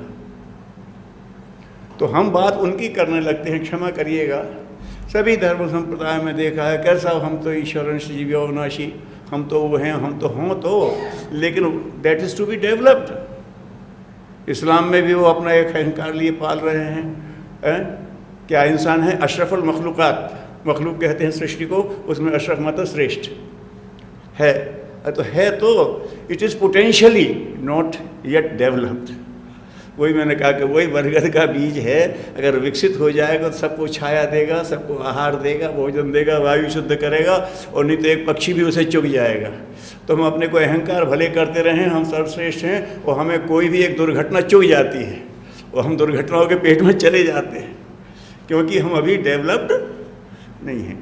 To be developed. सभी गुरुओं ने, सभी संतों ने, सभी सिद्धों ने यही बात बताई है कि अपने आप को आप डेवलप करिए। डेवलप करेंगे तो आप तो डेवलप करने के एक्सपर्ट्स हैं, आपको तो आता है डेवलप कर। जहाँ कुछ नहीं था वहाँ आपने एक पूरा संस्थान डेवलप कर दिया, you are maintaining it as well, ये सब आपने कर लिया। अब उसी में पूछता हूँ, गुरुदेव के साथ, आचार्य श्री के साथ रह करके कुछ वो मिला, तो उसमें वो कहते हैं हम जितने साइंस में रह रहे हैं उनने कहा डेवलप का करना है तो you have to know the corresponding science. अगर कोई चीज़ आपको डेवलप करना है तो उसके करस्पॉन्डिंग साइंस तो आपको चाहिए। क्यों साहब? अगर फिजिक को डेवलप करना है तो you should no physical science, अगर आपको विचार को डेवलप तो यू शुड मेंटल साइंस, और आपको स्पिरिट को डेवलप करना है तो आप know spiritual science. You should know it, and after knowing you have to properly utilise it, use it. Proper formula, एक फार्मूला है, लेकिन उसको आपको प्रॉपरली लागू तो करना पड़ेगा ना भाई। तो that there is skill. Formula किसी को भी दिया जा सकता है। क्यों सर? अगर आपसे हम पूछें कि अग्नि का इसका वो दे दीजिए फार्मूला, आपने छोड़ा है, सब कुछ कैलकुलेशन आपने किया है, फार्मूला आप दे देंगे। लेकिन जब हम कहें हमसे होता नहीं तो हम कहें आप थोड़ी सी स्किल दे दीजिए डॉक्टर साहब हमको, तो क्या वो नहीं दे सकते। ये हम आपको स्किल डेवलप करने में मदद कर सकते हैं, स्किल दी नहीं जा सकती। Is it? कैसा? फॉर्मूला दिया जा सकता है, लेकिन स्किल तो डेवलप आपको करना ही। It is to be developed, it is to be cultivated. उसके लिए तो आपको प्रयास करना है, जिसको अध्यात्म तप कहते हैं। इधर उधर से बिना प्रभावित हुए, right to the goal, proper in the way, और उसका सही अनुपात, ये सब चीज़ें उसमें आएंगी, फिर हो जाएगा डेवलप। ऐसी कोई बात नहीं है। क्यों सर? अभी मैं पंडित रविशंकर जी की बात कर रहा था, उनका सितार उनके हाथ से बजता है। सितार तो हम मांग सकते हैं, लेकिन उनसे कहें कि साहब इसको सिखा दो कि मेरे हाथ से भी बजे, तो ढेव ढेव बोलेगा, फिर वो हाथ अलग होता है जो सितार को बजाता है ना। तो उनसे कहेंगे तो क्या मैं आपको सिखा सकता हूँ, लेकिन वो तो साहब प्रैक्टिस तो आपको करना पड़ेगा। यहाँ ईश्वर भी आकर के कह देता है कि बेटा मैं सब तरह से कर दूंगा। कृष्ण भी कह देते हैं अर्जुन धनुष तो तुझे उठाना पड़ेगा, क्यों, हिम्मत तो तुझी को करना पड़ेगी, फिर मैं तुम्हें महाभारत जिता दूंगा, लेकिन ये तो तुमको खुद करना पड़ेगा। हम भूल जाते हैं कि ये तो हमको करना ही पड़ेगा। वो जो नहीं करना चाहता उसको फिर भगवान भी बाध्य नहीं करता, कर नहीं पाता। तो मैं एक निवेदन कर रहा था आपसे कि ये physique, mental and social, spiritual तीनों को, अभी एक जो कहते हैं वो अधूरा वाक्य है आजकल, जो कहते हैं healthy mind in healthy body, लेकिन अगर आप सिर्फ वो देखें तो टेररिस्ट का भी दिमाग भी ठीक है और शरीर भी पुष्ट है, इज़न्ट इट?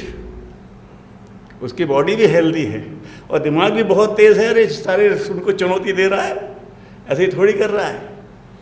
तो अगर इसको पूरा करना है तो healthy mind in healthy body with healthy spirit. उसकी स्पिरिट ठीक नहीं है, क्यों sir? Yes yes, simple reason है कि आप बोल रहे हो जिसको टेररिस्ट, उसकी आप बोल रहे हो भावना ठीक नहीं है, उसके नजरिए से देखिए हो सकता है उसकी भावना भी ठीक है। एक्टिव में उसकी भावना आ रही है ना, काम जो आपको अप्रिय लग रही है हमारे से वो कॉन्फ्लिक्ट कर रही है, वो अलग बात है। जैसे वो आप उससे कर रहे हैं, मैं तो अभी उसका अंदर के साइंस की बात कर रहा हूँ सिंपली, कि वो हेल्दी माइंड है, हेल्दी बॉडी भी है, लेकिन उसकी डिफरेंट स्पिरिट है। तो मैंने ये आपसे कहा या तो कोई थॉट एक्टिव होता है या तो कोई स्पिरिट एक्टिव होती है। तो उसकी जो स्पिरिट है उससे वो कर रहा है काम, वो मानता है कहाँ है कैसा है। तो अगर इन तीनों चीज़ों को, तो अगर आपको बैलेंस करना है तो उसमें दिक्कत, अगर उस पर आप जाएंगे तो उसे अभी साइंस ऑफ स्पिरिट किसी ने बताया नहीं। अगर बताया होता तो वो ये गलती ना कर रहा होता। गुरुदेव बड़ी छोटी सी ऐसा है, अजीब सी परिभाषाएं दे देते थे, तो उन्होंने ये अपना जो आज का विज्ञान की एक छोटी सी वाक्य में लिख दिया, आज का साइंस जितनी भी ब्रांचेस हैं आपकी, उन्होंने कहा पदार्थ और पदार्थगत ऊर्जा, science with deals with the matter and energy within the matter, finish. किसी ब्रांच में चले जाइए आप, ये उन्होंने कह दिया कि आज का साइंस जो है पदार्थ और पदार्थगत ऊर्जा, science with deals with the matter and energy within the matter. ठीक है, this all right, we have developed it, it is working for us. क्या क्या कर रहा है उसको आपको बताने की ज़रूरत नहीं है, लेकिन अभी हमें साइंस ऑफ थॉट और साइंस ऑफ स्पिरिट, इस पर भी विचार करना पड़ेगा। और इसको भी हमने जैसे फिज़िकल साइंस को जनरलाइज कर दिया है, ऐसे इसको भी जनरलाइज ही करना पड़ेगा। ये हम कर सकते हैं, क्योंकि अगर हमें रिजल्ट अच्छा लाना है और ट्रायंगल ऑफ फोर्सेस में यहाँ टेंशन बढ़ा तो यहाँ भी बढ़ाना पड़ेगा। इक्विलिब्रियम अगर आपको रखना है, क्यों सर, तो अगर यहाँ वेट बढ़ाया तो वहाँ भी आपको बढ़ाना पड़ेगा। अब एक तरफ वेट बढ़ा देते हैं, इक्विलिब्रियम बिगड़ता है, दूसरी तरफ वेट बढ़ाना हम जानते नहीं हैं, पुल उसका बराबर हो। तो अगर हमारा फिजिक अगर वो कर रहा है तो हमारा थॉट और हमारी स्पिरिट भी उसको करे, तो हम इक्विलिब्रियम में रह सकते हैं। वी हैव टू सिलेक्ट, हाँ हमें अपने आप को पॉइंट को फिक्स करना है, and we can fix it anywhere, अगर प्रॉपरली हम उसको अरेंज करते हैं तो ये जो चीज़ें हैं फिजिकल, तो science with deals with the matter and energy within the matter, science with deals with the thought and energy within the thoughts, and science with deals with the spirit and energy within the spirit. ये तीन हमारे main parameters हैं। 3 dimensional world, 3 perpendicular, उसकी जो आप बात कहते हैं, उसके हिसाब से are all dependent to others. इसको अगर हम समझें, and we are in a position, हम वो हैं जो इन तीनों को भी गाइड कर सकते हैं, शुद्ध कर सकते हैं, शोधन कर सकते हैं, इनका संवर्धन कर सकते हैं, उनको हम we can purify, we can develop it, we can utilise it. ये हमारे भीतर का एक है, और ये भगवान ने बिल्ट इन दिया है, मनुष्य को भगवान ने बनाया है। He is the great creator and he is the great controller, manager also. वो बनाता है तो उसके साथ मैनेज भी करता है, कंट्रोल भी करता है। इतने इतने बड़े नेबुलाज हैं सब, दे आर ऑल वर्किंग अपने वे में, लेकिन कहीं चेतन तो काम करता है। जैसे साइंटिस्ट से अगर पूछते हैं, कहने लगे कि अब वो पदार्थ में क्या है, हमने तो पदार्थ से देखा और कह दिया। सारे लिक्विड्स हैं, उनका एक अपना सिस्टम है। टाइम कितना है? सारे लिक्विड्स हैं, वो ठंडे होने से भारी होते हैं, गर्म होने से हल्के होते हैं, लेकिन ये नहीं मानता। 4 डिग्री सेंटीग्रेड तक भारी होऊंगा, उसके बाद हल्का होना शुरू हो दूंगा। अब क्यों? We don't know. शायद इसके अंदर चेतना है और इसको इंस्ट्रक्शंस हैं, you have to follow it. कहीं एक चेतना नियंत्रित कर रही है, जो कह रहे हैं कि बिग बैंग में जो हुई है शक्ति पार्टिकल, जो कहते हैं पावर पार्टिकल के पहले इंटेलिजेंस पार्टिकल कहीं आया है, वो गाइड करता है। उसके हिसाब से जो हमारे यहाँ अश्वमेध हुए, उसमें यह अश्व माने पावर का पावर पार्टिकल और मेध माने मेधा इंटेलेक्ट। ये अगर बैलेंस रहता है तो उसमें है। लेकिन एक intelligence is working through out the world, और हमारे पास मनुष्य की एक ही विशेषता ये है कि उसका इंटेलिजेंस और स्पिरिचुअल लेवल ऐसा है कि वो कहीं भी जा सकता है। और जितने प्राणी हैं उनकी अपनी एक नियति है, उसी के हिसाब से चलते हैं। लेकिन मनुष्य की अपनी एक है कि ये अपनी नियति बदल सकता है। ये शाकाहारी है तो मांसाहारी हो सकता है, मांसाहारी तो शाकाहारी हो सकता है, क्रूर है तो दयालु हो सकता है, दयालु है तो क्रूर हो सकता है। क्यों साहब? अब हमारे वो जंगल के राजा भाई कैसे भी हो जाएंगे, खाएंगे तो हम नहीं, हमसे तो वो बात नहीं बनती है। लेकिन मनुष्य कह सकता है ठीक है, हमने तो कल्टीवेशन सीख लिया, हम नहीं खाएंगे, हमारा चल सकता है। तो वो अपने आप को कर सकता है। इसका इतना वाइड स्पेक्ट्रम है कि अगर ये शैतानियत पे होता है तो शैतान शर्मा जाए, और अगर हाइट पे जाए तो भगवान भी सामने साकार हो जाए। वो हमारे अंदर जो चेतना की क्वालिटी है, we can use the wide spectrum, बहुत उसमें कर सकते हैं। दैट वी आर, वो हम हैं। इतने वाइड स्पेक्ट्रम में से कुछ भी सिलेक्ट करके उसको किसी को भी स्वरूप देने की स्थिति में हम हैं। बस अपने को इसी रूप में देखना चाहिए। आपने कहीं किसी क्षेत्र में किया तो आप कर रहे हैं, क्योंकि आपको एक दर्द हुआ कि भाई आजकल ये टेक्नो इकोनॉमिकल यूनिट है, तो हमें अपनी टेक्निक से और अपनी इकोनॉमी के लिए कुछ ऐसा करके देना है जो बिल्कुल एक सब्सटेंशियल हो, कंक्रीट हो, और जिसको लोग नकार ना सकें, तो आपने कर लिया। अब अगर आपको ये लगता है कि ये सब साधन होने के बाद भी हमारे लोग बिगड़ रहे हैं, तो इन्हें अभी अपने थॉट को, अपने इमोशंस को, अपने चेतना को नियंत्रित करने का नहीं आता है, चलो हम उधर भी काम करते हैं। इसको करने के लिए आपको अपना काम छोड़ना नहीं है। गुरुदेव ने कहा है किसी को अपना समय चेंज, अपना काम बदलने की ज़रूरत नहीं है, कुछ शामिल कर लेने की ज़रूरत है। क्योंकि हम हर एक से कहीं ना कहीं मिल रहे हैं, हमारा सबसे मिलना जुलना होता है, और जहाँ हमारा मिलने जुलने का फील्ड है, वहाँ अगर हमें एक अपना हमारे ऑरा का एक इनपुट लोगों को देना सीख ही जाएं, तो हम देखेंगे कि हमारे अंदर का डिवाइन डेवलप होने लगता है। अगर हम ये इतना ही सोच लें कि हमारे अंदर जो है, और हम किसी के हित में, कभी सुख बांट लो दुख बटा दो की जो बात कर रहे थे कालीचरण जी, ये देखना है। हम चाहते हैं, हम कर नहीं पाते। क्यों? बच्चे का बड़ा मन है, पिताजी हम आपको सब जगह घुमा लाएंगे, और भीतर से बिल्कुल उसकी भावना बिल्कुल ठीक है, लेकिन घुमा कैसे लाएगा? खिलौने की मोटर में थोड़ी घुमा लाएगा। जब मोटर खरीदेगा, फिर जब होगा तब कर पाएगा। तो अगर हमारे अंदर भावना आती है और हम कुछ कर पा रहे हैं, तो हमें कहीं सेवा करने की ज़रूरत नहीं है। क्षमा करना, सेवा करने का बड़ा अहंकार हो जाता है, मैं किसी की सेवा कर रहा हूँ। अरे क्या कर रहे हो? खाली आए थे, खाली जाना है। लेकिन अगर ये है कि आप अपने को डेवलप कर रहे हैं, तो you have to test yourself कि हम वाकई डेवलप हुए। हम लोगों को, हम अपना लोग जितना इकट्ठा करने में खुश होते हैं, हम कुछ देने में भी खुश हो सकते हैं क्या? क्यों सर? लोग दूसरों को सता करके अपना अहंकार दिखाते हैं, तो हम क्या किसी को प्रसन्न करके प्रसन्नता अनुभव कर पाते हैं क्या? क्या हम डेवलपिंग इट? इसको टेस्ट करने का नाम है सेवा। कहाँ सेवा एवा हम लोग विचार करेंगे? अरे उसका कर्ज चुका दें, यही बहुत है भाई, कहाँ हम उस पर वो कर सकते हैं? तो ये एक ऐसा भाव लेकर के अगर हम जहाँ हैं, जिस स्थिति में हैं, और हमारे यहाँ साइंस इसको लिए स्पिरिचुअली जाने के लिए कोई भी सामाजिक स्तर नकारा नहीं गया। वो गाड़ीवान रेक भी पहुँचता है, और राजा जनक भी पहुँचता है, और कबीर भी पहुँचता है, और रैदास भी पहुँचता है। वहाँ से कहीं वो ना उसके लिए गरीबी ज़रूरी है, ना उसके लिए अमीरी ज़रूरी है। वो तो जहाँ है, जहाँ स्थिति में हैं उसी को एक स्पिरिचुअल डिसिप्लिन में यूटिलाइज करने की स्किल पैदा कर लीजिए, आप बढ़ते हुए चले जाएंगे। ठीक है ना। तो ये जो अपने अंदर कहते हैं, और वैसे वो 5 कोश और 3 शरीर उसमें तो कठिन होगा, लेकिन एक बात कह के आपको, हमारे यहाँ अंतःकरण चतुष्टय कहते हैं।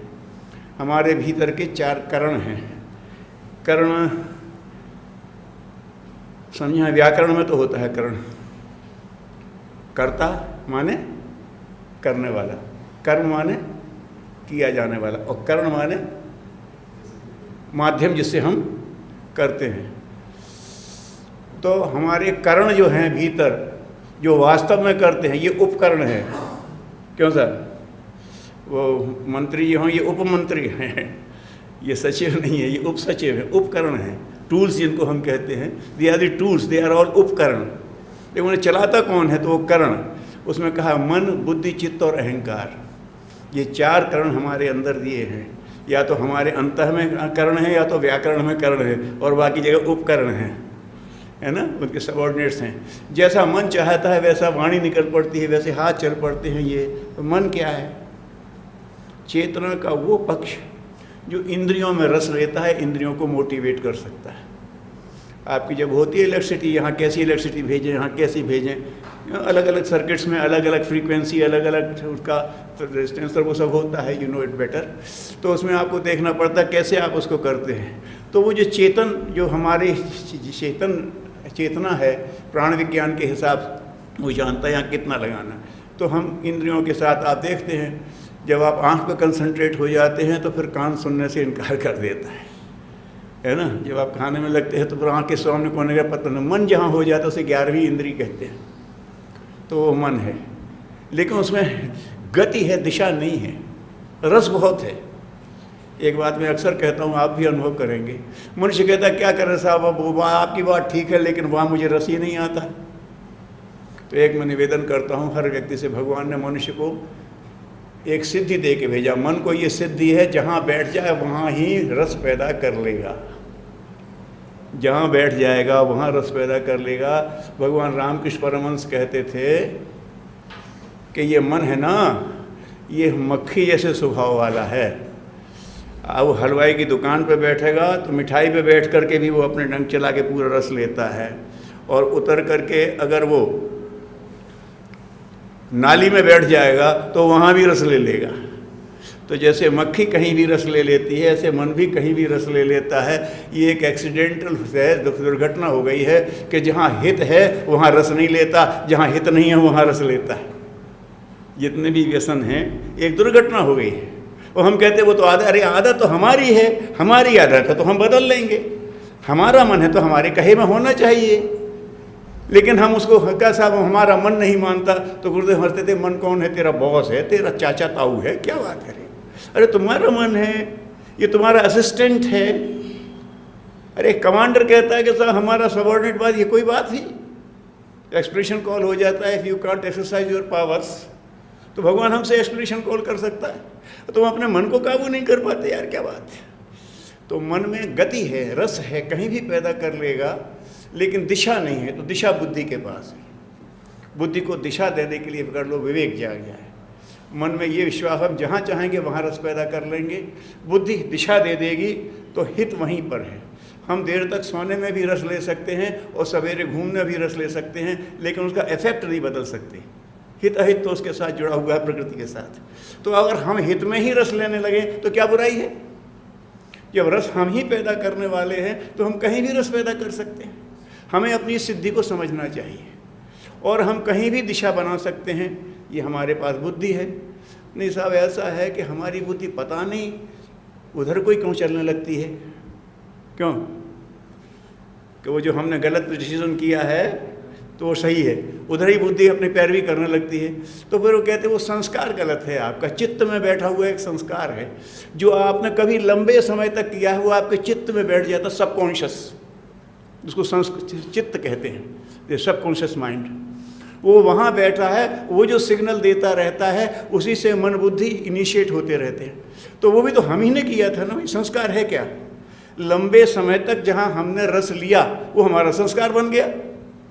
अभी रस बदल जाएगा। हम अगर मांसाहारी परिवार में पैदा हुए तो मांसाहार में रस हो गया, और शाकाहारी में हो जाते हैं शाकाहारी में रस हो जाता।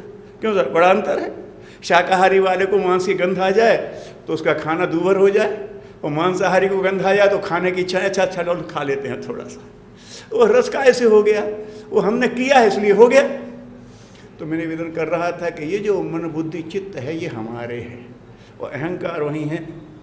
हम मास्टर हैं, हम इनको बदल सकते हैं। हम मन को, हम बुद्धि को, हम अपने चित्त को, संस्कार को दिशा दे सकते हैं। ये हम हैं, we are. This is built in capacity within us and we should invoke it, we should utilise it, है ना। बस ये जो करने लगा तो फिर आदमी होने लगता है, उसके आगे फिर परम तत्व की हो जाती है। तो एक मोटा हमने वहीं से कहा था, हम जहाँ खड़े हैं वहाँ से थोड़ा रियलाइज़ करना शुरू करें, तो वहाँ करते करते फिर तो आगे फिर बात है कि वो कहते हैं कि वो गूंगे से पूछो कि गुड़ कैसा होता है तो बेचारा क्या बताए। और हमारे एक बाबा बड़ी मज़ेदार कहानी सुनाते थे, आपने सुना होगा टेढ़ी खीर। खीर कैसे टेढ़ी होती है? तो एक बेचारा कोई जन्मांध था और बच्चे उसके साथ प्यार करते थे, खेलते थे, तो उन्हें सब कुछ लाते थे, उसे खिलाते थे। आज बाबा ये लाएंगे, उसने कहा बाबा कल हम हमारे खीर, आपको खीर खिलाएंगे। अब बेचारे ने कभी खीर देखी ही नहीं थी। वो ये खीर कैसी होती है? अरे वो दूध की बनती है, चावल की बनती है, चीनी की बनती है। अरे वो कैसी होती है बाबा? उन्होंने कहा सफ़ेद सफ़ेद। अरे सफ़ेद कैसा होता है? अब चाहे जन्मांध उससे सफ़ेद भी नहीं मालूम। अरे सफ़ेद नहीं समझते बाबा, बगुला जैसा। उन्हें बगुला कैसा होता है? तो उन्होंने कहा ऐसा होता है। तो उसने हाथ फेरा, अरे बोले ये तो टेढ़ा होता है, गले में फंस जाएगा भाई। ये खीर तो टेढ़ी होती है, गले में फंस जाएगी। हमने टेढ़ी खीर बना रखा है क्योंकि we don't know what is kheer. ये सिद्धांत क्या है? ये तो टेढ़ा टेढ़ा है, ऐसा हमने बना लिया है because we don't realise it. जब देखता है आदमी तो फिर उसको समझता है तो फिर रस लेता है। सभी इसमें कहा है ना, फिर मस्ती आती है। फिर बाहर की नाम खुमारी नानका चढ़ी रहे दिन रेन। उनने कहा बाहर की पी करके बेवकूफ़ जरा देर में फिर उतर जाती है, एकदम भीतर की मस्ती ले ना, ज़िंदगी भर रहेगी साथ में। तो फिर जब वो रियलाइज़ करता है तो उसके आनंद उभरता है, वो उसकी अनुभूति है। तो मैंने एक छोटा सा आपके सामने वो किया, आप सब लोग यहाँ आए, और मैं समझता हूँ कि आपके मन में यहाँ आकर के कुछ ऐसे जिज्ञासा के प्रश्न भी उठे होंगे। तो जो विषय था उसमें कह दिया। अब आपकी कोई सहज जिज्ञासा की ही बात हो, इससे संबंधित यहाँ देख के संबंध, तो अभी थोड़ी देर चर्चा कर सकते हैं।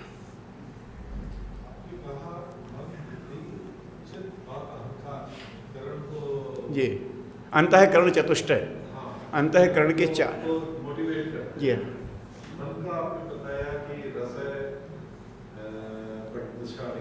जी, और बुद्धि को बताया, उसमें सदा सत विवेक है। लेकिन संस्कार उसकी दिशा निर्धारित करते हैं, संस्कार चित्त से मिलते हैं। अहंकार इसमें कहाँ चला गया? वो है बोध, व्हाट एम आई। अगर आप ये मानते हैं कि मैं तो इतना बड़ा साइंटिस्ट हूँ, मैं तो इतने बड़े कुल में पैदा हुआ हूँ, तो ये बाहर का अहंकार हुआ, और फिर वो आप दुनिया से चलते रहेंगे। लेकिन जब आप ये समझते हैं कि मैं परम चेतना का अंश हूँ और ये सब मैंने क्रिएट किए हैं और मैं इनको फिर से कंट्रोल कर सकता हूँ, वो है अहंकार। अपने को एक चेतन के रूप में अनुभव करना, है ना, कि मैं हूँ। तो मैं ये देखता हूँ कि ये हमको उपकरण दिए गए हैं, दे आर दी मीन्स। तो वर्कर ये जो मैं जिस कहते हैं कर्ता मैं हूँ, ये करण है। ये बाहर कर्म जो मिला है उसको करने के लिए ये मुझे करण मिले हैं। ये जब आप बोध करने लगते हैं तो आपको फिर वो एक शुद्ध अहंकार का धीरे धीरे अनुभव होने लगता है। वो जिसका मैं अंश हूँ, वो तो इतने बड़ी आकाश गंगाओं को नियंत्रित करता है, सारी चीज़ों को कंट्रोल कर सकता है। तो मैं अपने शरीर के इन थोड़े से पुर्जों को कंट्रोल नहीं कर सकता भाई? तो मांग लो उससे, अगर नहीं है तो धियो यो न प्रचोदयात बोलो ना, है ना, हे निस्सरातल मुस्तकीम बोलो ना। अरे मालिक तू सब कुछ तो दे दिया, इनको कंट्रोल करना और सिखा दे। जो कुछ मैंने जिसना दिया है ये एक से एक बढ़कर के चीज़ें हैं, लेकिन इनको सही दिशा देना और सिखा दे, बस इसी का नाम उपासना हो जाता है। तो उस दृष्टि से उसका शोधन हो सकता है। जी देखिए, इसको ज्ञान क्यों नहीं कहा गया?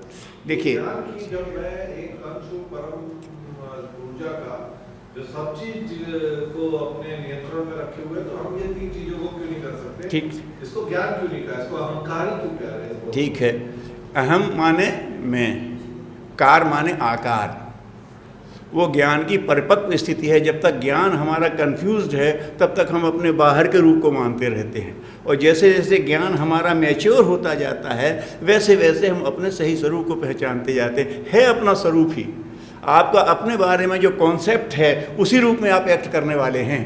जो आपको ज्ञान मिला उस ज्ञान से आपने जितना बोध कर लिया, जो मैंने आपसे निवेदन किया था कि ये जो है ये एक्सपीरियंस करने की चीज़ है, तो जब आप एक्सपीरियंस कर लेते हैं तो फिर वो आपका अहंकार स्वरूप हो गया है ना। The right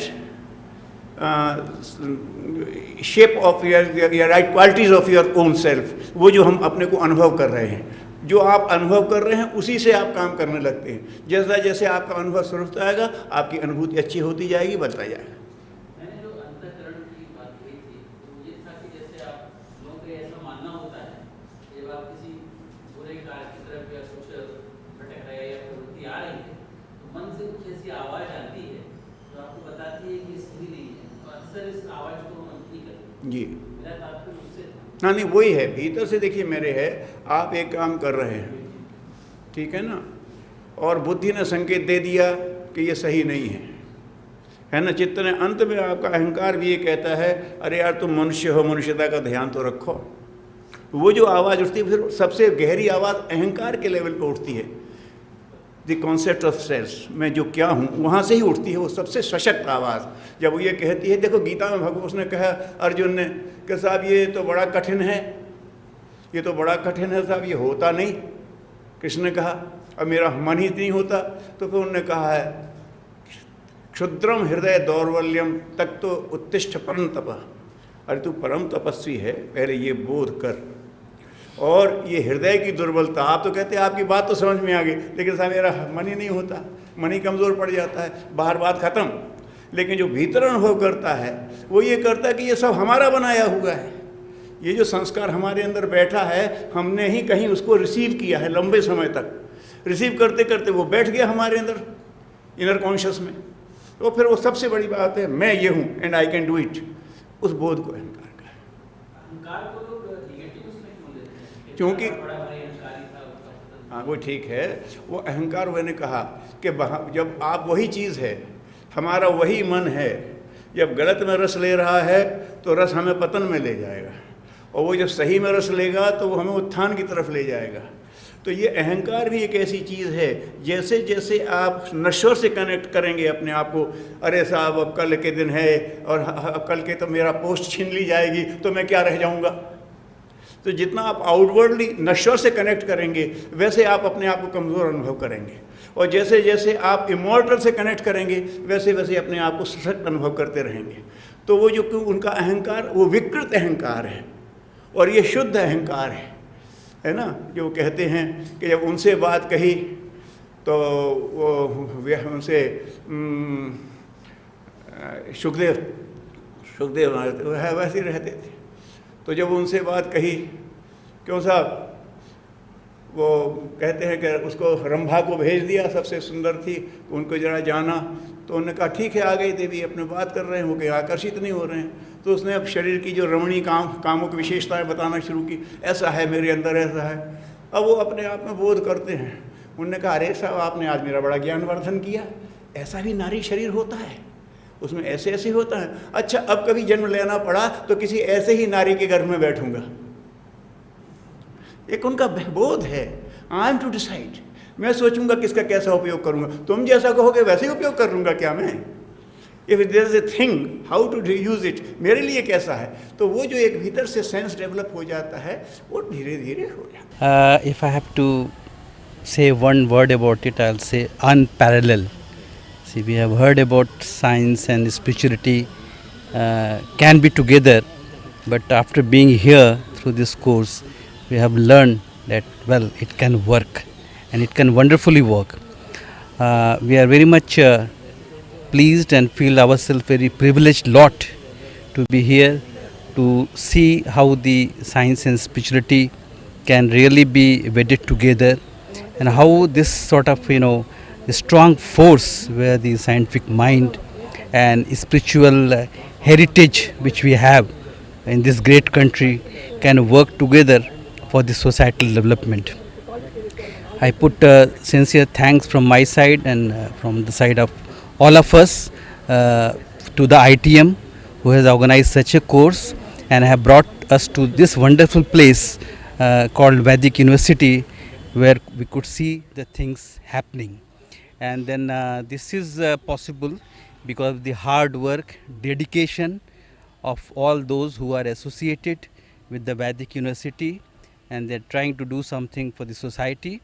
And added to this, our best wishes will also be there now, and I'm sure that most of us who have learned things from here is going to change our life.